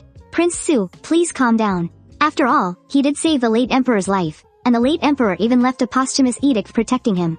What am I supposed to do? Thinking of this, he looked helplessly at Jiu Jiu. At this moment, Jiu Jiu was furrowing her little brows, her tiny face puffed up in anger. Now he could only rely on Jiu Jiu for help. Jiu Jiu, are you feeling sleepy? Jiu Jiu isn't sleepy. If you aren't sleepy, then hurry up and speak. He's listening right now. Maybe Jiu Jiu is hungry? Here, have a piece of this little dog poop cake. Jiu Jiu took a big, smacking bite of the cake. Her inner voice started grumbling again. This perverted old Prince Su is completely blinded by lust. That concubine is an absolute menace. Later on, all 7 of his sons will be killed because of her. Hearing this, Prince Su still brushed it off. The little brat is spouting nonsense again. It's getting more and more ridiculous. There's no way he'd believe it. Seeing how pathetic her bargain bin daddy looked, Jiu Jiu decided to help him out after all. Grandpa Prince Su, you want the Eastern Pearl, right? My imperial father can give it to you. It's just that the Eastern Pearl will take some time to be delivered to you. I wonder if you'll be able to wait for it? Hearing this, Prince Su bloomed with joy. I can wait however long it takes. But, Your Majesty, is what the princess said true? It was only then that the great tyrant finally realized. As expected of Jiu Jiu, she knew exactly how to play with time. Of course it's true. I can easily give you a mere Eastern Pearl. However, only 2 of these Eastern Pearls are produced every 40 years. By my calculations, the next batch will arrive in exactly 20 years. When that time comes, I will have it sent to Prince Su immediately. Prince Su nearly spat out a mouthful of old blood. But he had no choice but to bite the bullet and agree. Before leaving, Jiu Jiu muttered in her heart. That old man really needs to watch his back around that little concubine. She is definitely no angel. Within the next couple of days, she's going to murder one of his sons. But Prince Su absolutely refused to believe it. Blah, blah, blah, I'm not listening. Well, sure enough, just a few days later, Prince Su was clutching a coffin, crying his eyes out. The unexpected death of his eldest son left him completely devastated and heartbroken. Yet inside the house, his little concubine wore a smug, wicked smile. Don't blame me for being so ruthless. Smash. If the eldest heir hadn't caught me red-handed drugging the prince. Cut. You might have lived a few days longer. The prince's heir must be born from my belly. Overwhelmed with grief, Jiu Jiu's inner voice from that day suddenly echoed in Prince Su's mind. That old man really needs to watch his back around that little concubine. Within the next couple of days, she's going to murder one of his sons. Prince Su jolted awake in a cold sweat. The 18th princess wasn't lying to him. He had to go find the 18th princess right now. Meanwhile, on the other side, Jiu Jiu was happily feeding the fish. Prince Su watched her from afar, but he felt too ashamed to step forward. The 18th princess warned me before, and I didn't listen. As a result, my eldest son drowned. And now I have the nerve to look for her again? Just as he was lost in his bitter thoughts, Jiu Jiu turned around and spotted him. Grandpa Prince Su, what are you doing hiding over there? Startled, Prince Su turned around and bolted, leaving Jiu Jiu completely speechless. Why is this bad old man running so fast? It's not like I'm going to eat him. Prince Su didn't stop running until he was outside the gates. My attitude towards Jiu Jiu was way too terrible before. If I go ask her now, wouldn't it be a slap to my own face? Forget it. Just forget it. Jiu Jiu's inner voice might not even be completely accurate anyway. My other sons shouldn't have any more accidents. Back on the other side, Jiu Jiu started doubting herself. Wait, do I look that scary? Hearing this, Consort Li hurried to comfort her. My Jiu Jiu is as delicate as jade, so incredibly cute. How could you be scary? Then why did Grandpa Prince Su run away as soon as he saw me? Consort Li was just thinking of how to answer, when suddenly, the big tyrant picked Jiu Jiu up from behind. That's because Prince Su has urgent family matters. He was in a rush to leave the palace and handle his business. Seeing how thinly dressed Consort Li was, the big tyrant frowned with heartache. The weather is so chilly. What if you two catch a cold? Cut. Jiu Jiu snuggled right into her cheap dad's chest. Smash. Wow, as expected of the emperor, his young energy is off the charts. I feel so much warmer now. Suddenly, like a little puppy, she started sniffing Emperor Jiao Ning. My cheap dad smells so good today. What brand of body wash are you using? The big tyrant glanced at Fuan behind him. Go get my agarwood incense for the princess to use. Fuan looked completely stunned. You have to know, agarwood incense was strictly for the emperor's exclusive use. Enjoying the treatment of an emperor as a mere princess. The 18th princess was absolutely the first person in history to do so. Fuan, what are you grinning like a fool for? Hurry up and get it. After saying that, he turned back to Jiu Jiu. What else do you want? Just tell your father. Your father will give you absolutely anything. Jiu Jiu thought for a moment, then shook her head. Nothing for now. I'll tell you later when I think of something. Sooner or later, I'm gonna bleed my cheap dad dry. Today is yet another day of being the dark, brooding, bossy, and ruthless Jiu Jiu. Shades on, caring about no one. Meanwhile, Consort Zhang, who had just been released from confinement, was already plotting maliciously to get rid of Jiu Jiu. She's just a tomboyish little brat. What right does she have to be so favored? Sitting across from her, Consort Qing couldn't figure it out either. Could it be just because she's pretty? That can't be it, right? How could the dignified ruler of a nation be so shallow? Princess Qing's daughter, the Princess of Anil, just turned 3 this year. Rumor has it, she's way prettier than Jiu Jiu. What if we summon her into the palace? She's bound to win His Majesty's favor. Noble Consort Zhang thought, her eyes flashing with a venomous glare. Once Consort Li was thrown back into the cold palace, she would crush that wretched woman right under her heel. Later that day, little Jiu Jiu sat in the autumn water pavilion, clutching a book and waiting for her bonus daddy to come tell her a story. Didn't father say he'd come right after reading his reports? She mumbled, why isn't he here yet? Mommy, do you think my bonus daddy isn't coming today?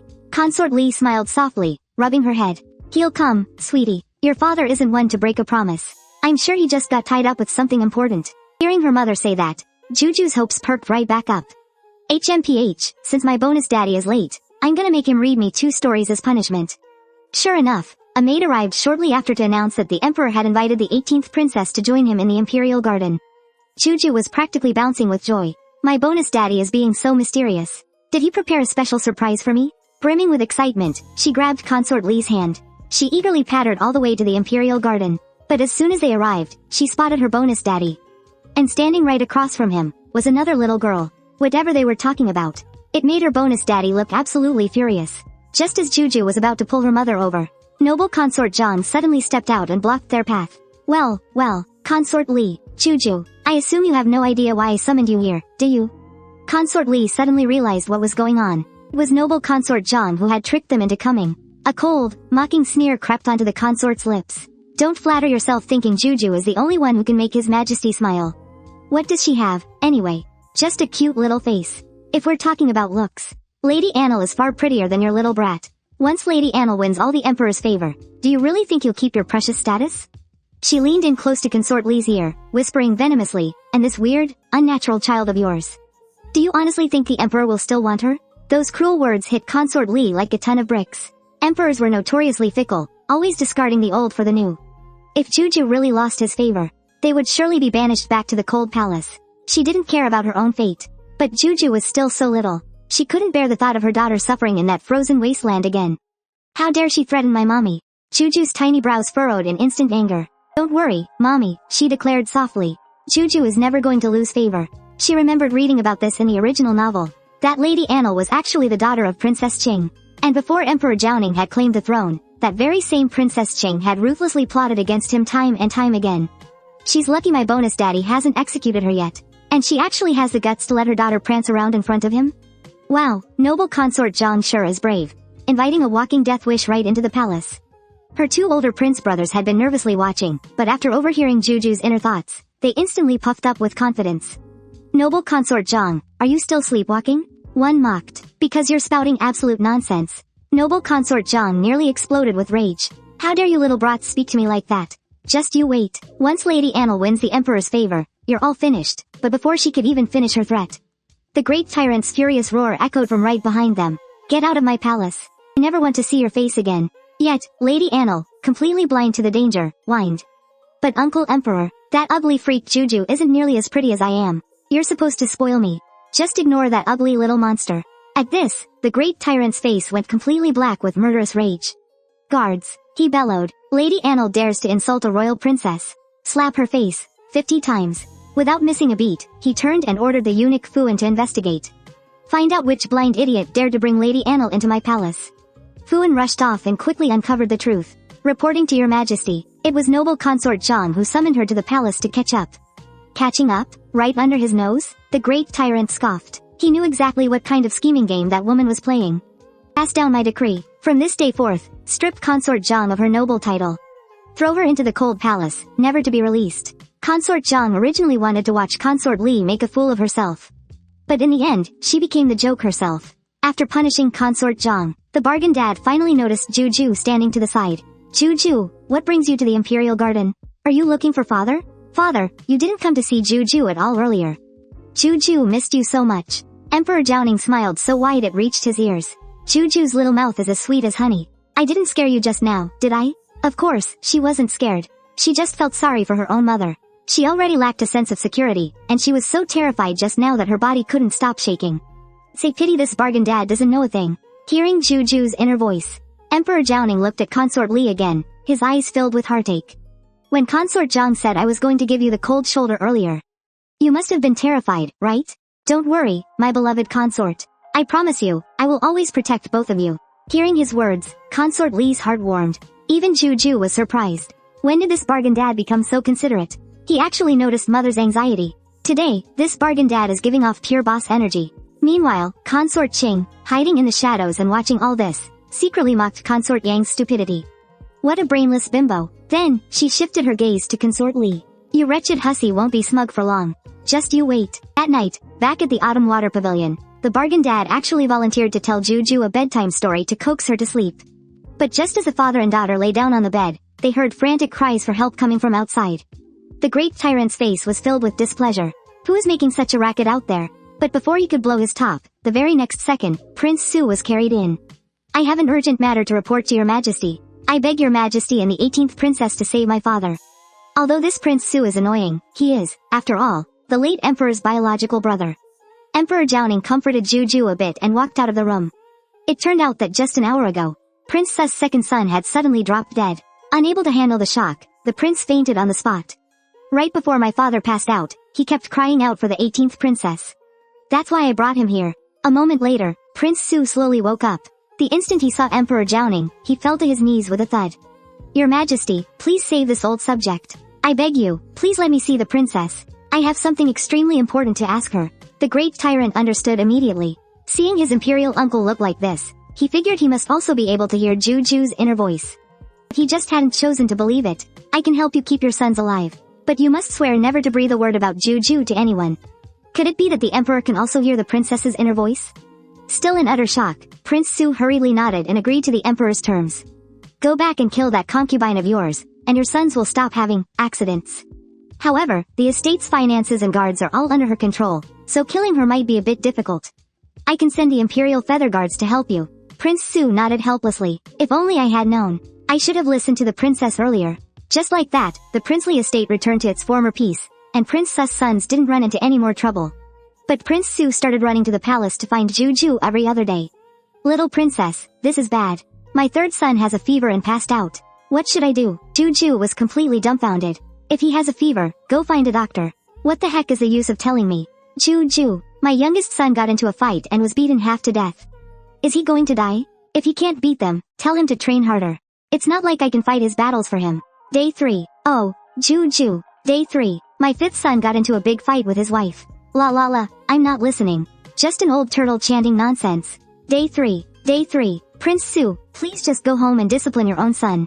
By this day, Jiu Jiu finally couldn't take it anymore. So, she ran straight to her emperor dad to complain. Who's been bullying you, my sweet Jiu Jiu? Daddy will handle them for you. Daddy, you have to do something about Grandpa Prince Su. He follows me around like a lost puppy every single day. Jiu Jiu doesn't want to listen to his boring family drama anymore. The tyrant emperor immediately issued a royal decree, strictly forbidding Prince Su from entering the palace to bother Jiu Jiu. That old Prince Su has been pestering you every single day, the emperor grumbled. He's taken up so much of your time, you don't even get to spend time with your daddy anymore. Jiu Jiu's 5th birthday was just around the corner, and the emperor was planning to throw the biggest, most lavish banquet ever for her. He was going to invite everyone into the palace to celebrate. Hearing this, Jiu Jiu's eyes instantly lit up. Because her emperor dad was currently choosing a wife for the crown prince, but honestly, not a single one of those candidates was reliable. If everyone is coming to the palace, then my big brother's fated wife, Yu Wanyan, will definitely make her appearance too. She treats my big brother better than anyone. When the time comes, I absolutely have to find a way to play matchmaker for them. Her dad heard her thoughts and looked completely utterly lost. Who on earth is Yu Wanyan? To actually have my little Jiu Jiu admire her this much? Emperor Zhao Ning was full of questions. But Jiu Jiu's mind had already wandered off to something else. I wonder what kind of gifts everyone is gonna give me for my birthday. It would be awesome if they brought me snacks from outside the palace. I barely got to eat any fun street food in my past life. The emperor's heart gave a painful tug. Just how miserable was my little girl's past life? How could she not even have had good food to eat? He was so furious he grabbed a plate of pastries, ready to smash it on the floor. Why doesn't the imperial kitchen learn to make some actually decent snacks? He fumed. Jiu Jiu, what do you want to eat? Daddy will have the kitchen learn how to make it right this instant. Is it ding ding candy?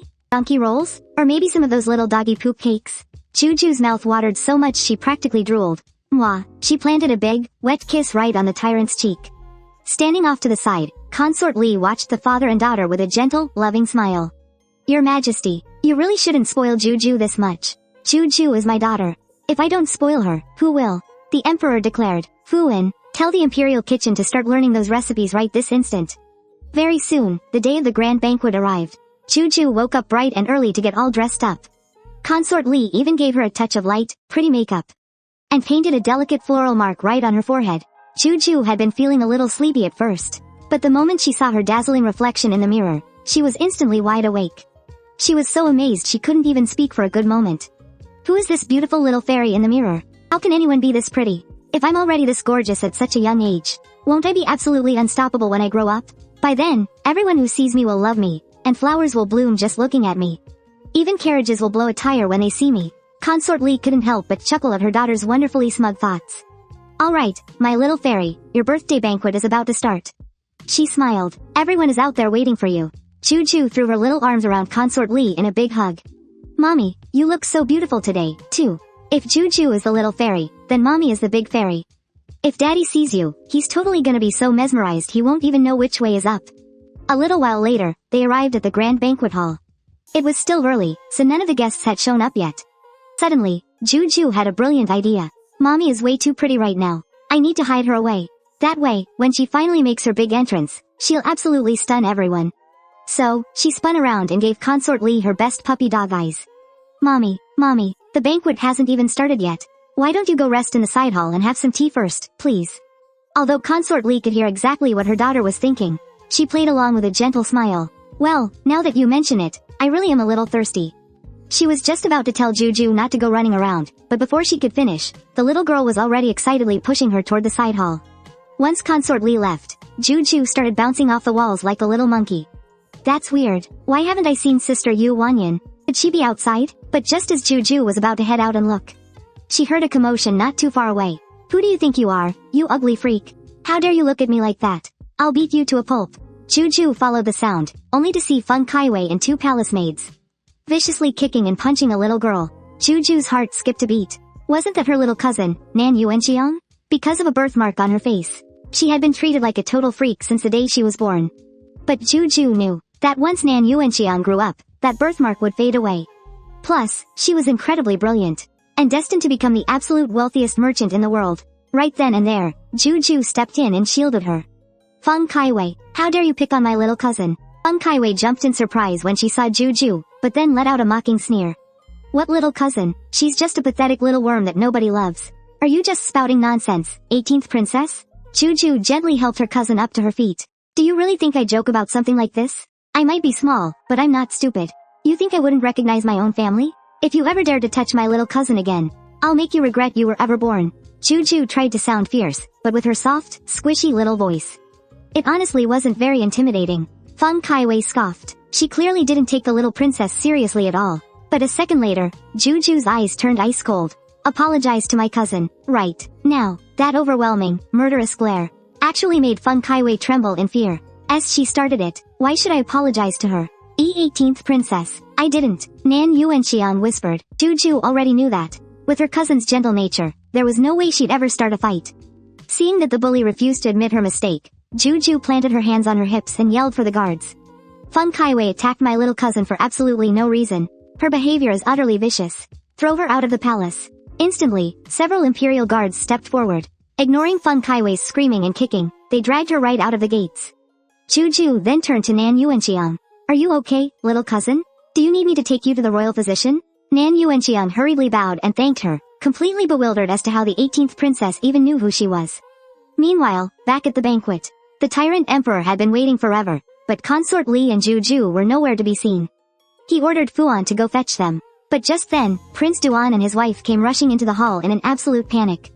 Dare I ask, Your Majesty, if someone were acting wildly arrogant and out of control, and forcefully threw my daughter, Feng Caiwei, out of the palace, what should their punishment be? The tyrant emperor instantly furrowed his brow. On a joyous day like this, who dares to be so brazen? Tell me, I will see that justice is done. Prince Duan dropped to his knees with a loud thud. But, what if this person is of noble blood? What if she is deeply favored by you and the Empress Dowager? Even the emperor is subject to the law, same as the common people. Spit it out, Prince Duan. I gave you my word, didn't I?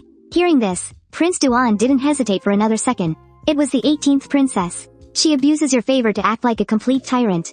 She is the one who threw my daughter out into the streets. I beg your majesty to handle this impartially. Please, get justice for my daughter, Caiwei. The tyrant emperor's face instantly darkened. You sneaky bastard, beating around the bush all this time, just to come after my Jiu Jiu? Are you absolutely certain that Jiu Jiu threw her out, simply because she didn't like her?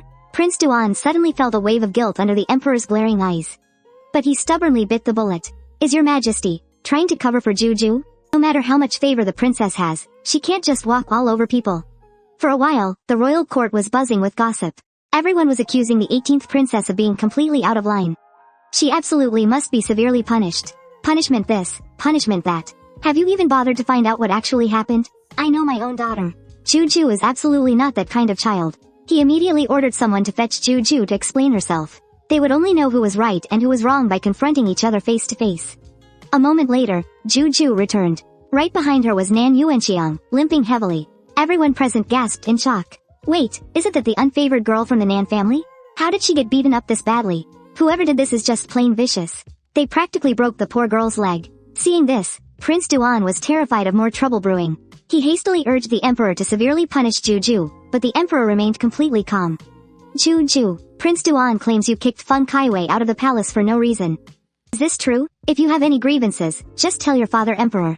I will definitely stand up for you. This freaking idiot Prince Duan. Who the hell kicked his daughter out on purpose?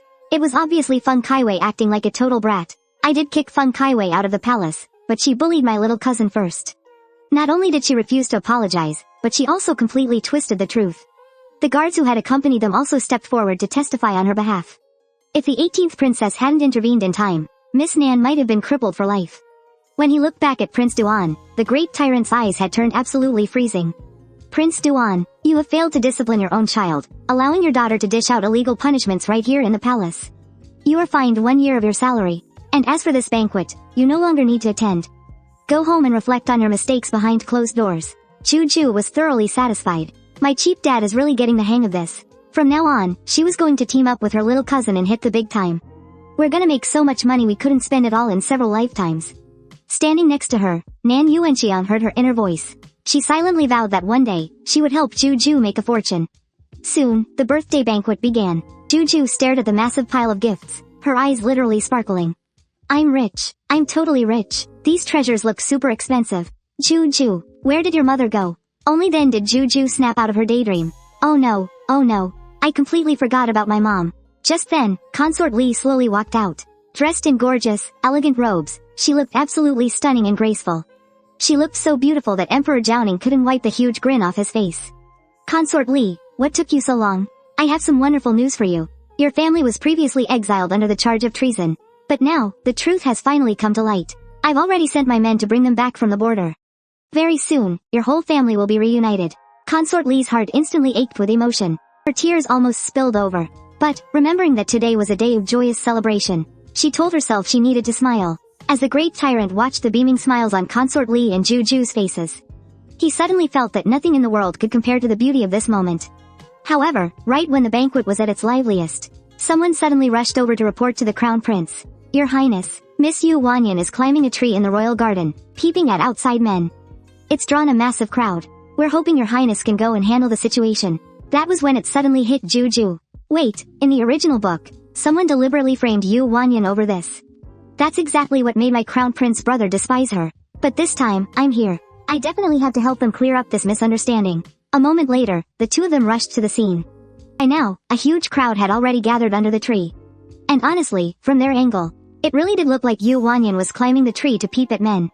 But the Crown Prince had heard Jiu Jiu's inner thoughts. Looking closely, he sharply noticed that Yu Wanyan was actually cupping a tiny baby bird in her hands, desperately trying to put it back into its nest.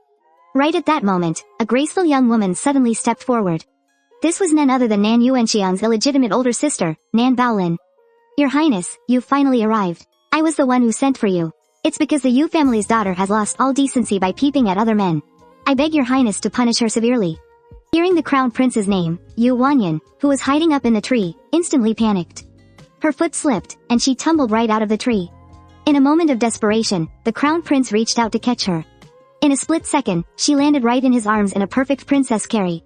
Meanwhile, little Jiu Jiu stood on the sidelines, looking like she was shipping them so hard.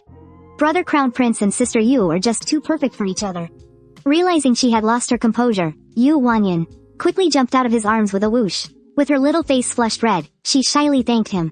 As long as you're unharmed, Miss Yu. But I wonder, why were you climbing so high up? Yu Wanyan was just about to explain, but Nan Baolin cut in right before she could. Manga edit. Of course, it's because she has absolutely no shame. Everyone saw her climb that tree to peep at other men. Manga edit. Please, Your Highness, you must not let her off the hook. Manga edit. Hearing this, Jiu Jiu puffed her cheeks in anger. Manga edit. Sister Yu was obviously just putting the little bird back in its nest. Brother Crown Prince, this is super important. You have to listen to Sister Yu's side of the story. Please don't be fooled by the bad guys. Otherwise, you'll be betraying Sister Yu's true feelings. Jiu Jiu makes a good point. I was just wanting to hear what Miss Yu had to say anyway. Seeing this, Jiu Jiu secretly rejoiced in her heart. As long as Brother Crown Prince is willing to listen, we can definitely change the tragic ending of the original book. But who would have thought? Yu Wanyan was usually so bold and carefree, yet the moment she saw the Crown Prince, she became completely shy and awkward. She didn't know what was going on either. It was like whenever she ran into him, she just started stuttering. What if I can't explain this clearly, and the Crown Prince ends up hating me?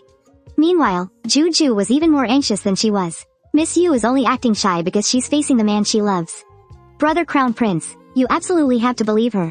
After hearing Jiu Jiu's inner voice, the Crown Prince's gaze toward Yu Wanyan softened significantly. Rumor has it she's quite eloquent, yet she's so incredibly cautious around me. How truly adorable. There's no need to panic, Miss Yu. As long as you explain it clearly, I will believe you. Only then did Yu Wanyan gather her courage. I just saw a baby bird fall out of its nest earlier. And I climbed the tree just to help it get back home. The Crown Prince felt a wave of relief. But Nan Baolin refused to let it go. Everyone saw you climbing that tree to peep just now. How can you prove you're telling the truth? Jiu Jiu was so furious she started stomping her little feet. They are a perfect match. Since when is it a monster like you's turn to object? Go away, you monster. I saw with my own two eyes that Sister Yu was putting the little bird back in its nest. That tree is so high up. How could you possibly see clearly, little princess? Before Jiu Jiu could even explain, the Crown Prince sharply cut her off. If Jiu Jiu says she saw it, then she saw it. Are you questioning the royal family?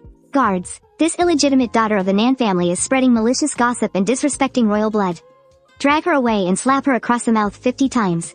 After Nan Baolin was taken away, Jiu Jiu looked up at the Crown Prince with wide, eager eyes. Brother Crown Prince, Jiu Jiu really likes Sister Yu. Can I stay and play with her a little longer?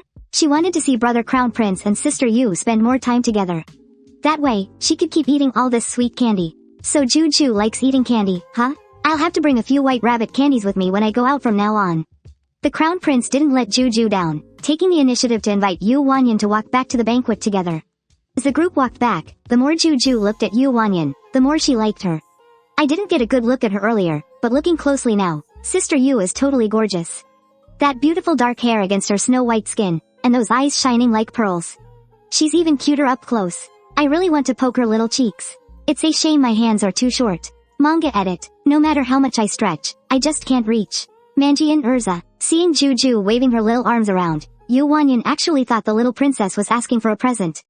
Manjian Urza. So, she took off her own hairpin. Today is Her Highness the Princess's birthday. I haven't properly congratulated you yet. Please accept this first, Your Highness. There will be even more gifts presented later when we enter the hall.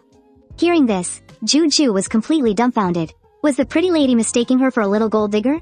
If she said she just wanted to touch her face right now, wouldn't that make her look even more like a little pervert? The crown prince couldn't bear to see Jiu Jiu in such an awkward spot. So, he decided to help her out. He leaned close to Yu Wanyan's ear, and softly whispered, I want to touch your face. Yu Wanyan's heart skipped a beat, and she instantly blushed all the way down to her toes. Your Highness, why you want to touch my face? TT, that's probably not very appropriate. The crown prince was completely stunned too. He hurriedly waved his hands to clear things up. No, not me. It's Jiu Jiu. Jiu Jiu wants to touch your face. Hearing this, Yu Wanyan's face turned even redder. So it was the princess who wanted to touch her. Then why was she flattering herself just now? Oh my gosh, she was dying of embarrassment. I am so sorry, I totally misunderstood. After blurting that out, she quickly made up an excuse, and darted off into the banquet hall like a wisp of smoke, leaving Jiu Jiu standing there looking completely bewildered. Big brother, what did you say to big sister Yu to scare her away like that? The crown prince looked totally awkward. I just told her I wanted to touch her face. And then, Jiu Jiu instantly felt like she'd been struck by lightning. Does she really hate me that much? The moment I said I wanted to touch her face, she ran away without even looking back. Am I really that annoying? Just as the crown prince was about to explain, Jiu Jiu suddenly burst into loud, wailing tears. Just as the situation was spiraling out of control, a large hand suddenly scooped her up. It was the great tyrant, wearing a freezing cold expression. What is the meaning of this? Who upset my precious Jiu Jiu? The crown prince stammered in reply, I failed to look after her properly. And that's why Jiu Jiu is crying. I know I was wrong, father. If admitting your mistake was enough, what would we need the guards for? I sentence you to solitary reflection for the rest of the day. You can figure out a way to make it up to Jiu Jiu later. The great tyrant then carried her back to the banquet. Concubine Li anxiously asked what had happened to Jiu Jiu, but she really shouldn't have asked. Because the moment she did, Jiu Jiu cried even harder. Jiu Jiu didn't actually want to cry, but for some reason, she just couldn't control herself. This broke the great tyrant's heart. Even though Jiu Jiu still had memories of her past life, she was still in a child's body after all. So, he immediately put a chicken drumstick on her plate. Manjian Urza, be a good girl. Jiu Jiu, have a chicken leg. Wen Qian Yishi, you need to eat so you have the energy to keep crying. Concubine Li and Jiu Jiu were absolutely speechless.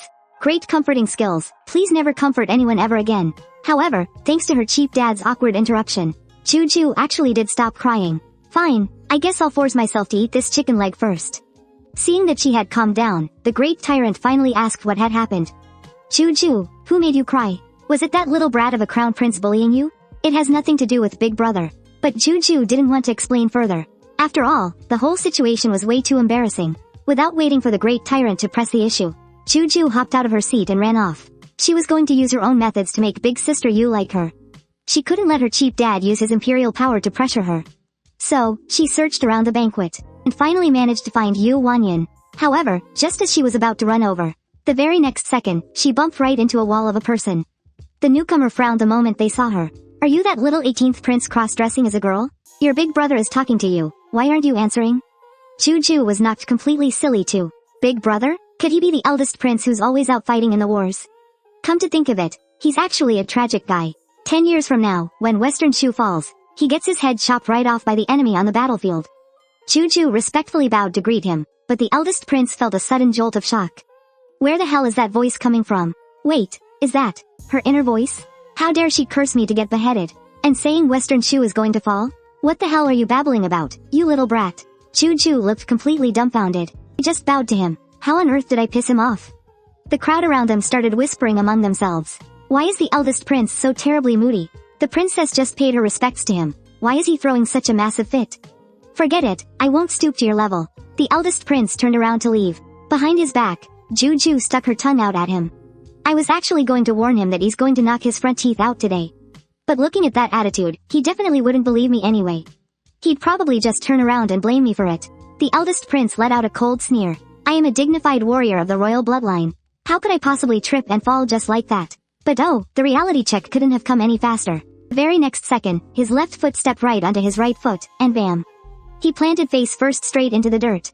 The massive crash drew a whole crowd of onlookers, and the great tyrant emperor hurried over at the sound of the commotion. What on earth is going on? Why all this racket? The eldest prince hurriedly whipped his head around. Faff, you're here. Holy crap, why is my mouth leaking air? It was only then that it hit him. He had actually knocked out his damn front teeth. The eldest prince was already out of favor, and now he had just made a colossal fool of himself right in front of the great tyrant. He was definitely going to get the cold shoulder from now on. But Jiu Jiu knew that, even though the eldest prince was a bit too blunt, his heart was entirely devoted to Western Chu. It would be terrible if Father Emperor held this against him. So, she quickly stepped in to explain to her newfound dad. The banquet robes are so incredibly thick and heavy, and Big Brother is out at war all year round. He never wears them, and the sizing is totally off. It'd be a miracle if he didn't trip. Jiu Jiu makes a fair point. Emperor Jiaoning declared right then and there. From now on, military generals are exempt from wearing long robes to banquets. After speaking, he turned his gaze back to the eldest prince. Your mother possesses extraordinary medical skills. Go find her and see if she can fix that. The eldest prince flushed with absolute shame. He couldn't believe he had just treated her so harshly. Yet she still stood up and pleaded with Father Emperor for his sake. Suddenly, Jiu Jiu looked unbearably adorable in his eyes. He's clearly my little royal brother. So why does he look even prettier and more delicate than a little girl? Meanwhile, Jiu Jiu tracked down Yu Wanyan. After a whole lot of explaining, the misunderstanding with Jiu Jiu was finally cleared up. It's all the crown prince's fault. That absolute jerk. He can't even pass on a simple message properly. Princess, are you hungry? Do you want to grab a little something to eat? But Jiu Jiu had just been stuffed with a massive chicken drumstick. She wasn't hungry in the slightest. Yu Wanyan nodded understandingly. Then let's just sit back and enjoy the dance performances before we eat. I heard all the dancers today were sent over from the Southern Kingdom. We definitely don't get to see a sight like this on a normal day. Jiu Jiu thought this was incredibly strange. We're literally enemy states. Why on earth would they send dancers over?